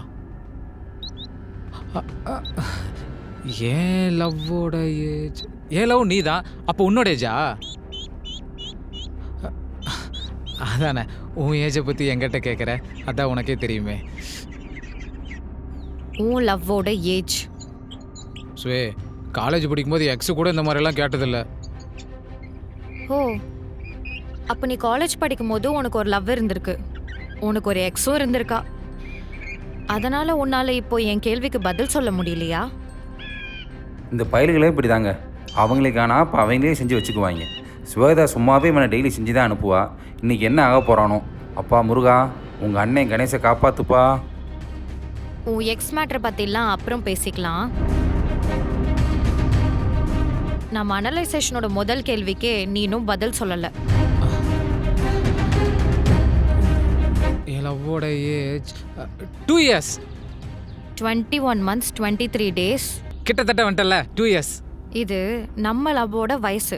நான் கேட்டது உன் லவ்வோட வயசு. நம்ம லவ்ன்றது நீ ப்ரோபோஸ் பண்ணி நான் அக்செப்ட் பண்ணதுக்கு அப்புறம். உன் லவ்ன்றது நீ எனக்கு லுக்கு விட்டு வெயிட் பண்ணி அலைஞ்சு திரிஞ்சு என் டீட்டெயில்ஸ்லாம் கலெக்ட் பண்ணி எனக்கு ப்ரோபோஸ் பண்ணுறதுக்கு முன்னாடி. This is your love, that's our love. ஆத்தாடி, இன்னைக்கு ஃபுல் ஃபார்மில் இருக்கா போல இருக்கு. கணேசா, இன்னைக்கு வாயை கொடுத்து மாட்டிக்கிட்டோம். இன்னைக்கு எப்படி சமாளிக்க போகிறோன்னு தெரியலையே. சமாளிப்போம். ஸ்வே, இப்போல்லாம் ஸ்மூத்தாக தானே போயிட்டுருக்கு. எதுக்கு பழசெல்லாம் பேசிக்கிட்டு? என்னது பழசா? Yes yes, that moments are old, but for me it's gold. உனக்கெலாம் இது சொன்னால் புரியாது. ஸ்கூல் படிக்கும்போது, ஸ்கூலில் டியூஷனில் போகும்போதும் வரும்போதும், அதே மாதிரி காலேஜ் படிக்கும்போதும் எத்தனை லவ் ப்ரொபோசல். அத்தனைக்கும் நோ சொல்லி நல்லா படித்து ஒரு நல்ல வேலைக்கு போய் எனக்கான ராஜகுமாரன் என்னை தேடி வரட்டும்னு வெயிட் பண்ணிட்டு இருந்தேன். நீ எனக்கு ப்ரொப்போஸ் பண்ணதும் உனக்கு ஓகே சொல்ல 9 மாதம் யோசிச்சு 6 மாதம் தங்கி 7வது மாதம் ஓகே சொன்னேன். 21 மாதம் லவ் பண்ண இந்த லவ் உனக்கு பழசா? இல்லை Shweta. Wait Ganesh, this is my time. நான் பேசிடுறேன். நம்ம எப்போ மீட் பண்ணாலும் நீ லேட்டாக தான் வந்திருக்க. இன்னைக்கு கூட நான் கூட உனக்கு ஏதோ வேலை இருக்கு, அதனால தான் லேட்டாக வரேன்னு இத்தனை நாளாக நினச்சிட்டு இருந்தேன். லவ் கிடைக்கிறதுக்கு முன்னாடி எனக்கு முன்னாடி டைமுக்கு வந்து வெயிட் பண்ணுவேன். லவ் கிடைச்சதுக்கு அப்புறம்லாம் நீ லேட்டாக தான் வந்திருக்க. நான் தான் உனக்கு முன்னாடி டைமுக்கு வந்து வெயிட் பண்ணியிருக்கேன். நம்ம மீட் பண்ணுறதுக்கே ஒரு டைம் மேனேஜ்மெண்ட் பண்ண முடியாத நீ, நாளைக்கு கல்யாண குழந்தை ஆனதுக்கப்புறம் நமக்கு கமிட்மெண்ட் ஜாஸ்தி ஆகிறப்போ அதை எப்படி மேனேஜ் பண்ணுவ? இப்போ நீ லேட்டாக வந்த டைமில் ஆன்லைனில் ஒரு மீம்ஸ் பார்த்தேன், லவ்வை பற்றி தான். அதில் பொண்ணுங்க லேட்டாக வந்தால் பசங்களுக்கு எப்படி இருக்கும்னு போட்டிருந்துச்சு. அதான் உங்ககிட்ட கேட்டேன். நீயும் சந்தோஷம் தண்டனை அதே தான் சொன்னேன். ஆஹா, இந்த மீமை பார்த்து தான் இப்படிலாம் கேட்குறியா? எவனோ ஒருத்தர் மீமை போட்டு நம்மளை மூவ் பண்ணிட்டானே. ஸ்வே, என்னம்மா அது? எதுக்கு இப்படி இவ்வளோ சீரியஸாக பேசிகிட்டு இருக்க? ஏய், நிஜமாவே எனக்கு ஆஃபீஸில் ஒர்க் லோடு அதிகம். வர வழியில் டிராஃபிக் வேறு, அதனால தான் லேட்டாக வந்தேன். கணேஷ், நான் கேட்குறது உனக்கு புரியுதா இல்லையா? ஏன் எனக்கெலாம் ஒர்க் லோடு இல்லையா? உன் ஆஃபீஸ் வடபழனியில் இருக்குது, என் ஆஃபீஸ் அடையாரில் இருக்குது. அசோக் பில்லர் யாருக்கு கிட்ட, யாருக்கு தூரம்? எப்பவும் அமைதியாக முன்னாடியே வந்து வெயிட் பண்ணுற ஸ்வேதாக்குள்ளே இப்படி ஒரு கேள்வி இருந்திருக்கு. இன்றைக்கி வெளியே வந்துருச்சு. ஆனால் எனக்கு தெரிஞ்சு இந்த கணேஷ் பையன் எப்பவும் லேட்டு தாங்க. அப்போல்லாம் ரொம்ப ஈஸியாக எடுத்துக்கிட்ட ஸ்வேதா இன்றைக்கி என்ன பண்ணா தெரியுமா?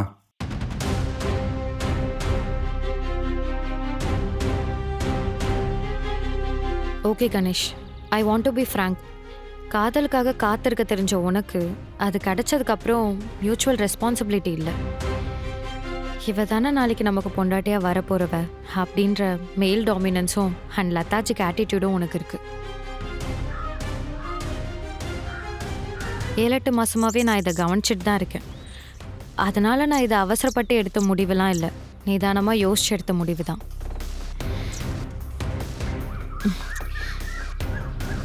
Let's breakup breakup breakup breakup breakup breakup.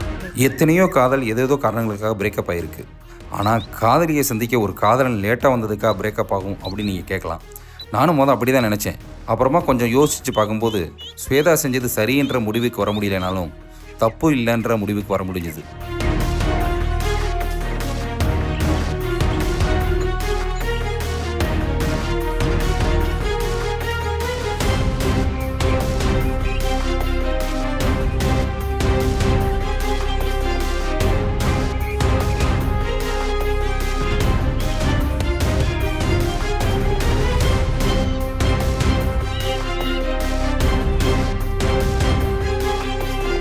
Bench ஸ்டோரியில் இன்றைக்கி சொல்ல போகிற கதை களவும் கற்றுமர அப்படின்னு கேள்விப்பட்டிருப்போம். ஆனால் காதலை கற்று மறந்த ஒருத்தன் கதை தாங்க. இதோ ஒலிம்பிக்கில் ஓடி நாளைக்கே இந்தியாவுக்கு தங்கம் வாங்க போகிறவன் மாதிரி ஒருத்தன் ஓடுறானே, இவன் தாங்க மனோ. ரெகுலராக காலையில் ஜாக்கிங் வரவன் தான். வருவான், ஓடுவான், எக்ஸசைஸ் எல்லாம் செஞ்சுட்டு இங்கே உட்காருவான். அப்படி தான் ஒரு நாள்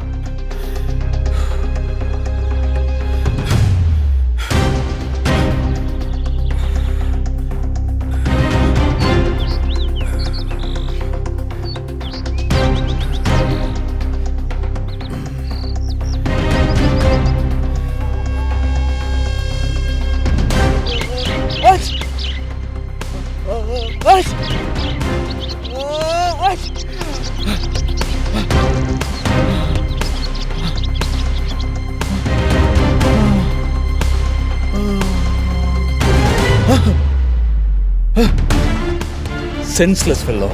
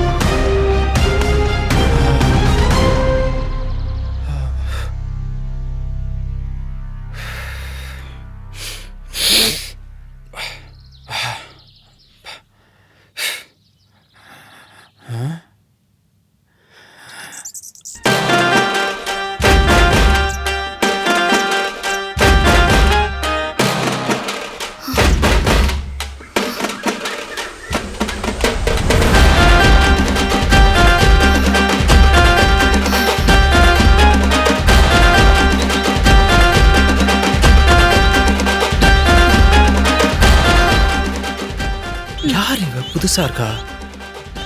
ரொம்ப பரிச்சயமான முகம் மாதிரி இருக்கு.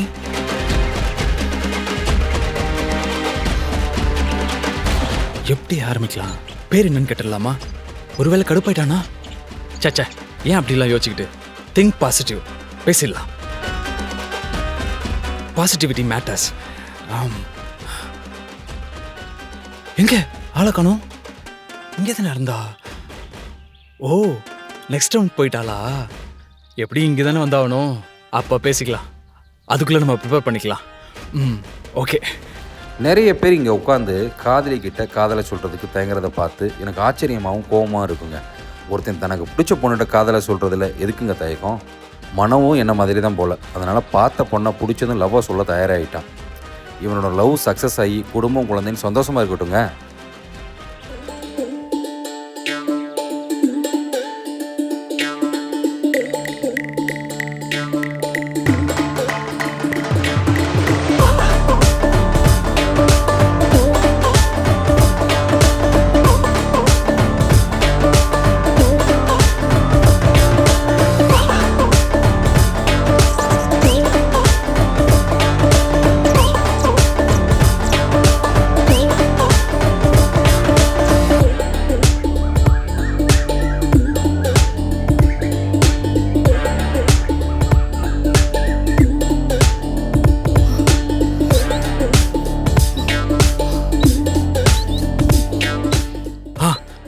வந்துட்டா.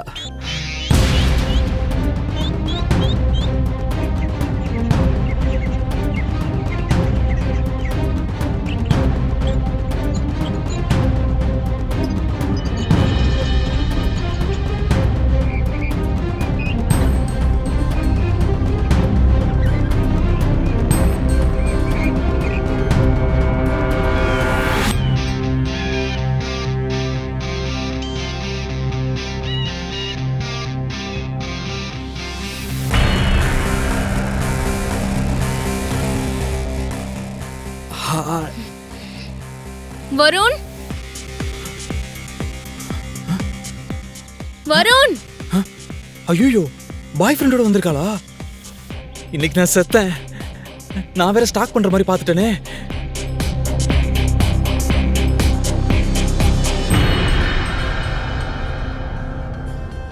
அம்மா, நான் இங்க இருக்கேன்.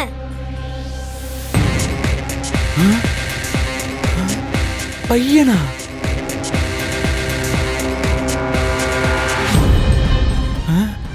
அம்மாவா? அம்மா எங்க போன? ஊஞ்சல் கிட்ட தான் விளையாடிட்டு இருந்தேன். வாட்ச் எங்க? ஊஞ்சல் கிட்ட தான் இருக்கும். இவ்ளோ கேர்லெஸ்ஸாவா இருப்ப? சரி வா. பாக்குறத பாரு. ஆண்டியா? ஆண்டிக்கு தான் இப்படி அலைஞ்சிட்டு இருந்தேனா நானு? சீ. இருந்தாலும் அழகா தான் இருந்தா.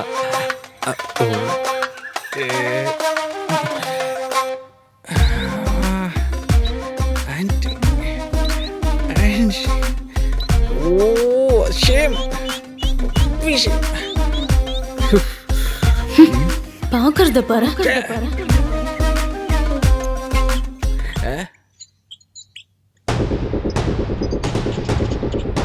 ஐயோ வந்துட்டாலே. என்ன நம்ம பக்கம் வரா?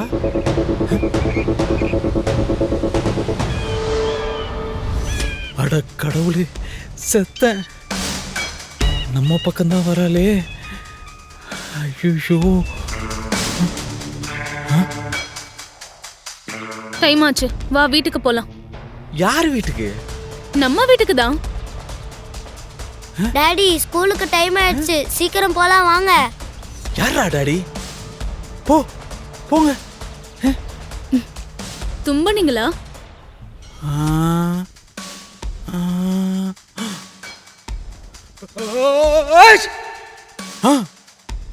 ஐயோ, தும்பனா டாடி எல்லாத்தையும் மறந்துடுவாரே. இவன் ஒருத்தன் சும்மா இருடா. பேக்ல டேப்லெட் இருக்கான்னு பாரு. இதோ பாக்குறமா. இந்தாங்க டேப்லெட் போடுங்க. காலையில வீட்ல சண்டை போடும் போதே தெரியும் இந்த மாதிரி ஏதாவது நடக்க போகுதுன்னு. தும்முனா எல்லாத்தையும் மறந்துடுவேனா?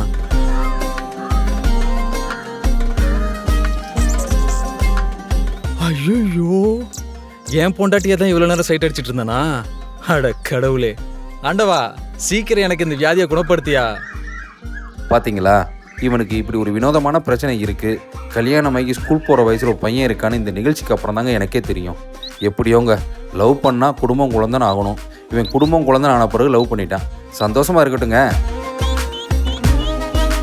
பெஞ்ச் ஸ்டோரியில் இன்றைக்கி நான் சொல்ல போகிற கதை மோதலில் ஆரம்பித்து நட்பாக மாறின ஒரு கதை. சிலருக்கு வேலை இல்லைனாலும் காதல், கல்யாணம், குடும்பம் இதெல்லாம் அதுவாக நடக்கும். அதுக்கும் இந்த கதையை உதாரணமாக சொல்லலாங்க. வாங்க கதையை பார்க்கலாம்.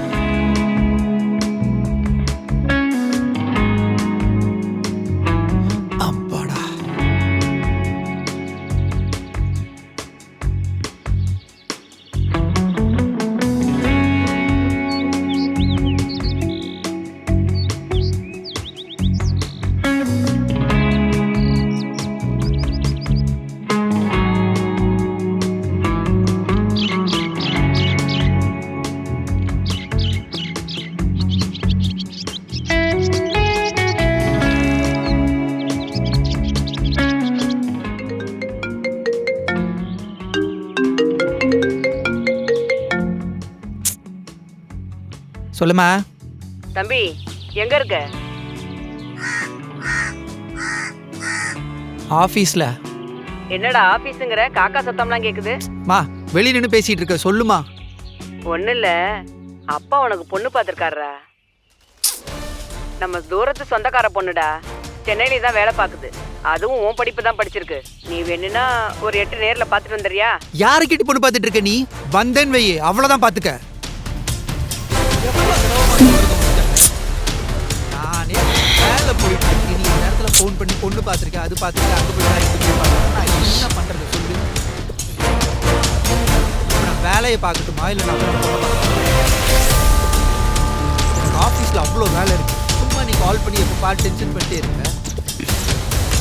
அப்பாட்டெல்லாம் சொல்லாது. சரிம்மா நான் பார்த்துக்கிறேம்மா. சரி சொல்லு. சாப்பிட்டேன். சரி ஓகே. எல்லாம் வேண்டாம்மா. எதுக்கு எல்லாம் வேண்டாம். என்கிட்ட பேசி எந்த பிரயோஜனமும் இல்லை. நீ எதா இருந்தாலும் உங்க அப்பா கிட்ட பேசிக்கோ. ஏங்க மாமா நீங்களே அவன்கிட்ட பேசுங்க. என்னடா அங்கே சவுண்டு? நாங்கள் பொண்ணு வீட்டுக்கு போய் எல்லாம் பேசி முடிச்சிட்டோம்டா. பார்த்தா ரொம்ப நல்ல பொண்ணா தெரியுதுடா, நல்ல குடும்பம் வேற. அதனால ஒரு 8 அந்த பொண்ணை போய் பார்த்துட்டு வரதுனா கூட பார்த்துட்டு வந்துரு. இல்லைன்னா கூட பரவாயில்ல, ஃபோட்டோ அனுப்புகிறேன். சரியா? சரிப்பா.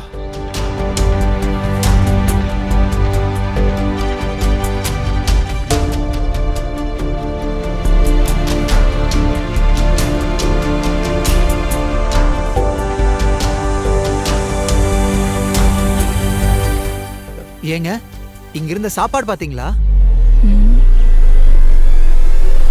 எவ்வளோ ஒரு மலமாடு சாப்பிட்ட சாப்பாடு அப்படியே வச்சுட்டு போயிட்டான். நான் தான் தூக்கி வீசிட்டேன். உனக்கு அறிவு இருக்கா? அது நான் சாப்பிட்டு இருந்த சாப்பாடு. யாரை பார்த்துட்டு அறிவு இருக்கான்னு கேட்ட பண்ணி. ஏண்டி நுரத்த வைக்கல? நான் சாப்பிட்டு இருந்த சாப்பாடை தூக்கி போட்டு என்னையே திட்டுறியா நீ?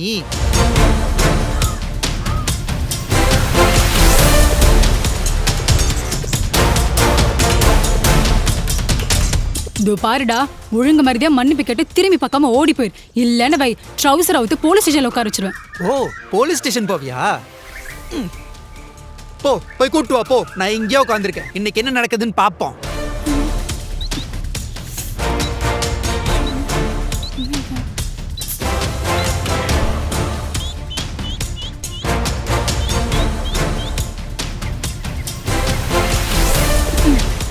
இருடா செனமாடு, நீ இங்கே இரு. உனக்கு என்ன பண்ற மட்டும் பாரு.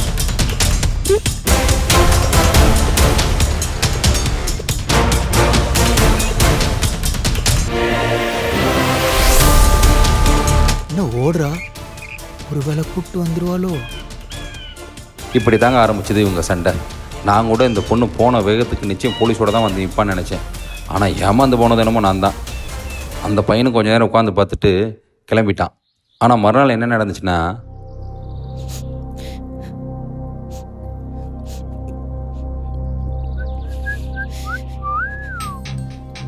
வாங்க பெண் புலி. நேத்தனமோ தைக்கிறேன் கோக்குறேன் கிளிக்கிறேன்னு போனீங்க, வரவே இல்லை. ஹலோ, கொஞ்சம் அமைதியா இருக்கீங்களா ப்ளீஸ்? அமைதியா அப்படிங்கிற வார்த்தைக்கு உனக்கு என்ன அர்த்தம் தெரியுமா?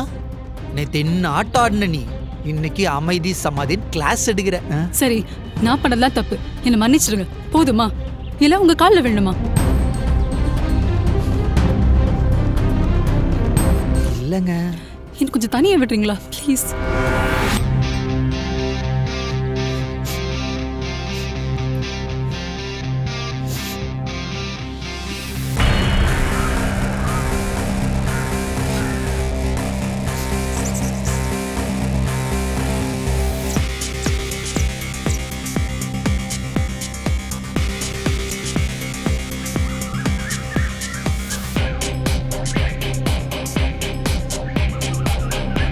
இந்த காஃபி வாங்குறவங்க பலவீனமாக இருக்க ஒரு பொண்ணுக்கிட்ட அட்வான்டேஜ் எடுத்துக்கிற ஒரு ஆணா நினைக்க வேண்டாம்.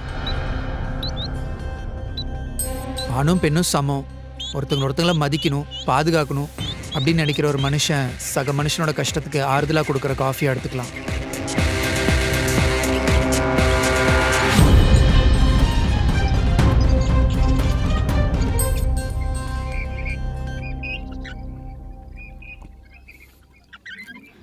என் பேரு என்னை பற்றி நீங்கள் தெரிஞ்சுக்க வேண்டாம். உங்களை பற்றி நான் தெரிஞ்சுக்க விரும்பலை. உங்களுக்கு என்ன பிரச்சனையாக வேணா இருக்கலாம். ஆனால் பார்க்கில் உட்காந்து அழுகிற அளவுக்கு இருக்குன்னா அதை பார்த்துட்டு அப்படியே கடந்து போகிற மனநிலைமை எனக்கு இல்லை. எந்த பிரச்சனையாக இருந்தாலும் சொல்லுங்கள், என்னால் முடிஞ்ச ஹெல்ப்பை நான் பண்ணுறேன்.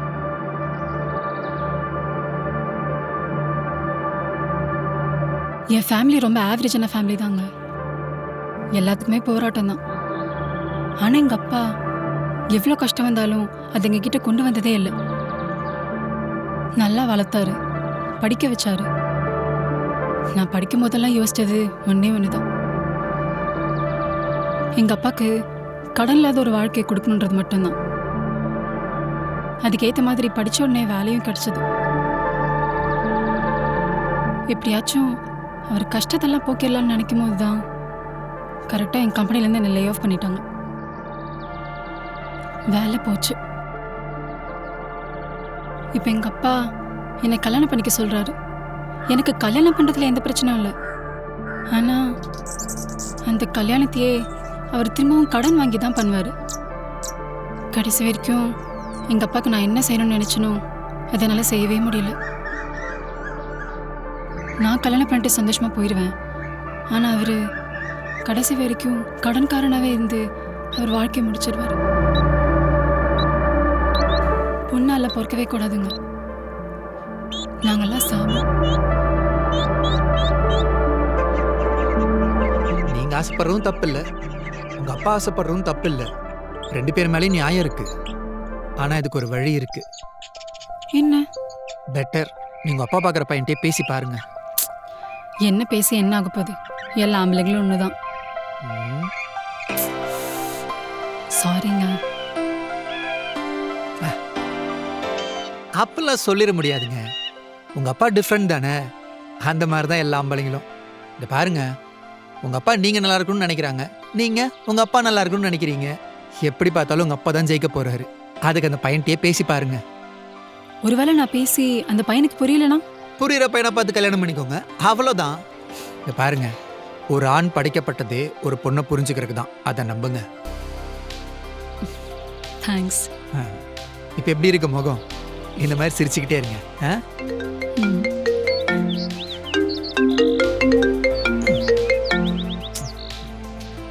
ஏன் கட் பண்ணிட்டீங்க? எடுத்து பேசுங்க. என்னத்த பேச, எங்கள் வீட்டில் இருந்தா பொண்ணு பார்த்துருக்காங்க. இந்த நேரம்னு பார்த்து வேலை வேற போயிடுச்சு. உங்களை மாதிரி தான் பொண்ணு வீட்டில் வேலை போனது மாதிரிச்சு கல்யாணம் வேற. கல்யாணத்துக்குள்ள வேலை வேற கிடைக்கணும். அதெல்லாம் கிடைக்கும். தேங்க்ஸ். சரி, ஓகே, பாய். பாய். முத நாள் 2 பேரும் வந்தாங்க, சண்டை போட்டாங்க. மறுநாள் பேசி ஃப்ரெண்ட்ஸ் ஆகி பிரிஞ்சிட்டாங்க. யார் என்னன்னு கூட தெரிஞ்சுக்கல. இப்படிப்பட்ட மனிதர்களும் இந்த உலகத்தில் இருக்காங்களா? இந்த வாழ்க்கையோட டிசைனை புரிஞ்சிக்கவே முடியலையேன்னு நான் நினைக்கும் போது தான் அவனுக்கு திரும்பவும் ஃபோன் வந்துச்சு. நம்ம டேய், அந்த பொண்ணோட ஃபோட்டோ அனுப்பிச்சிருக்கேன், என்னன்னு பார்த்துக்க.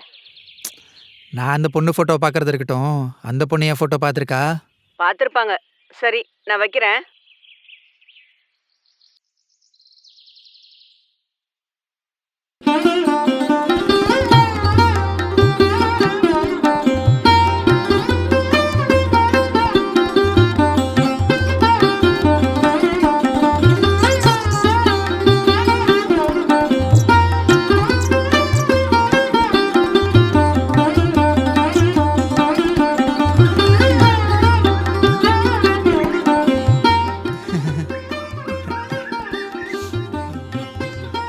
மதன். அந்தவ்யா. ஓகே.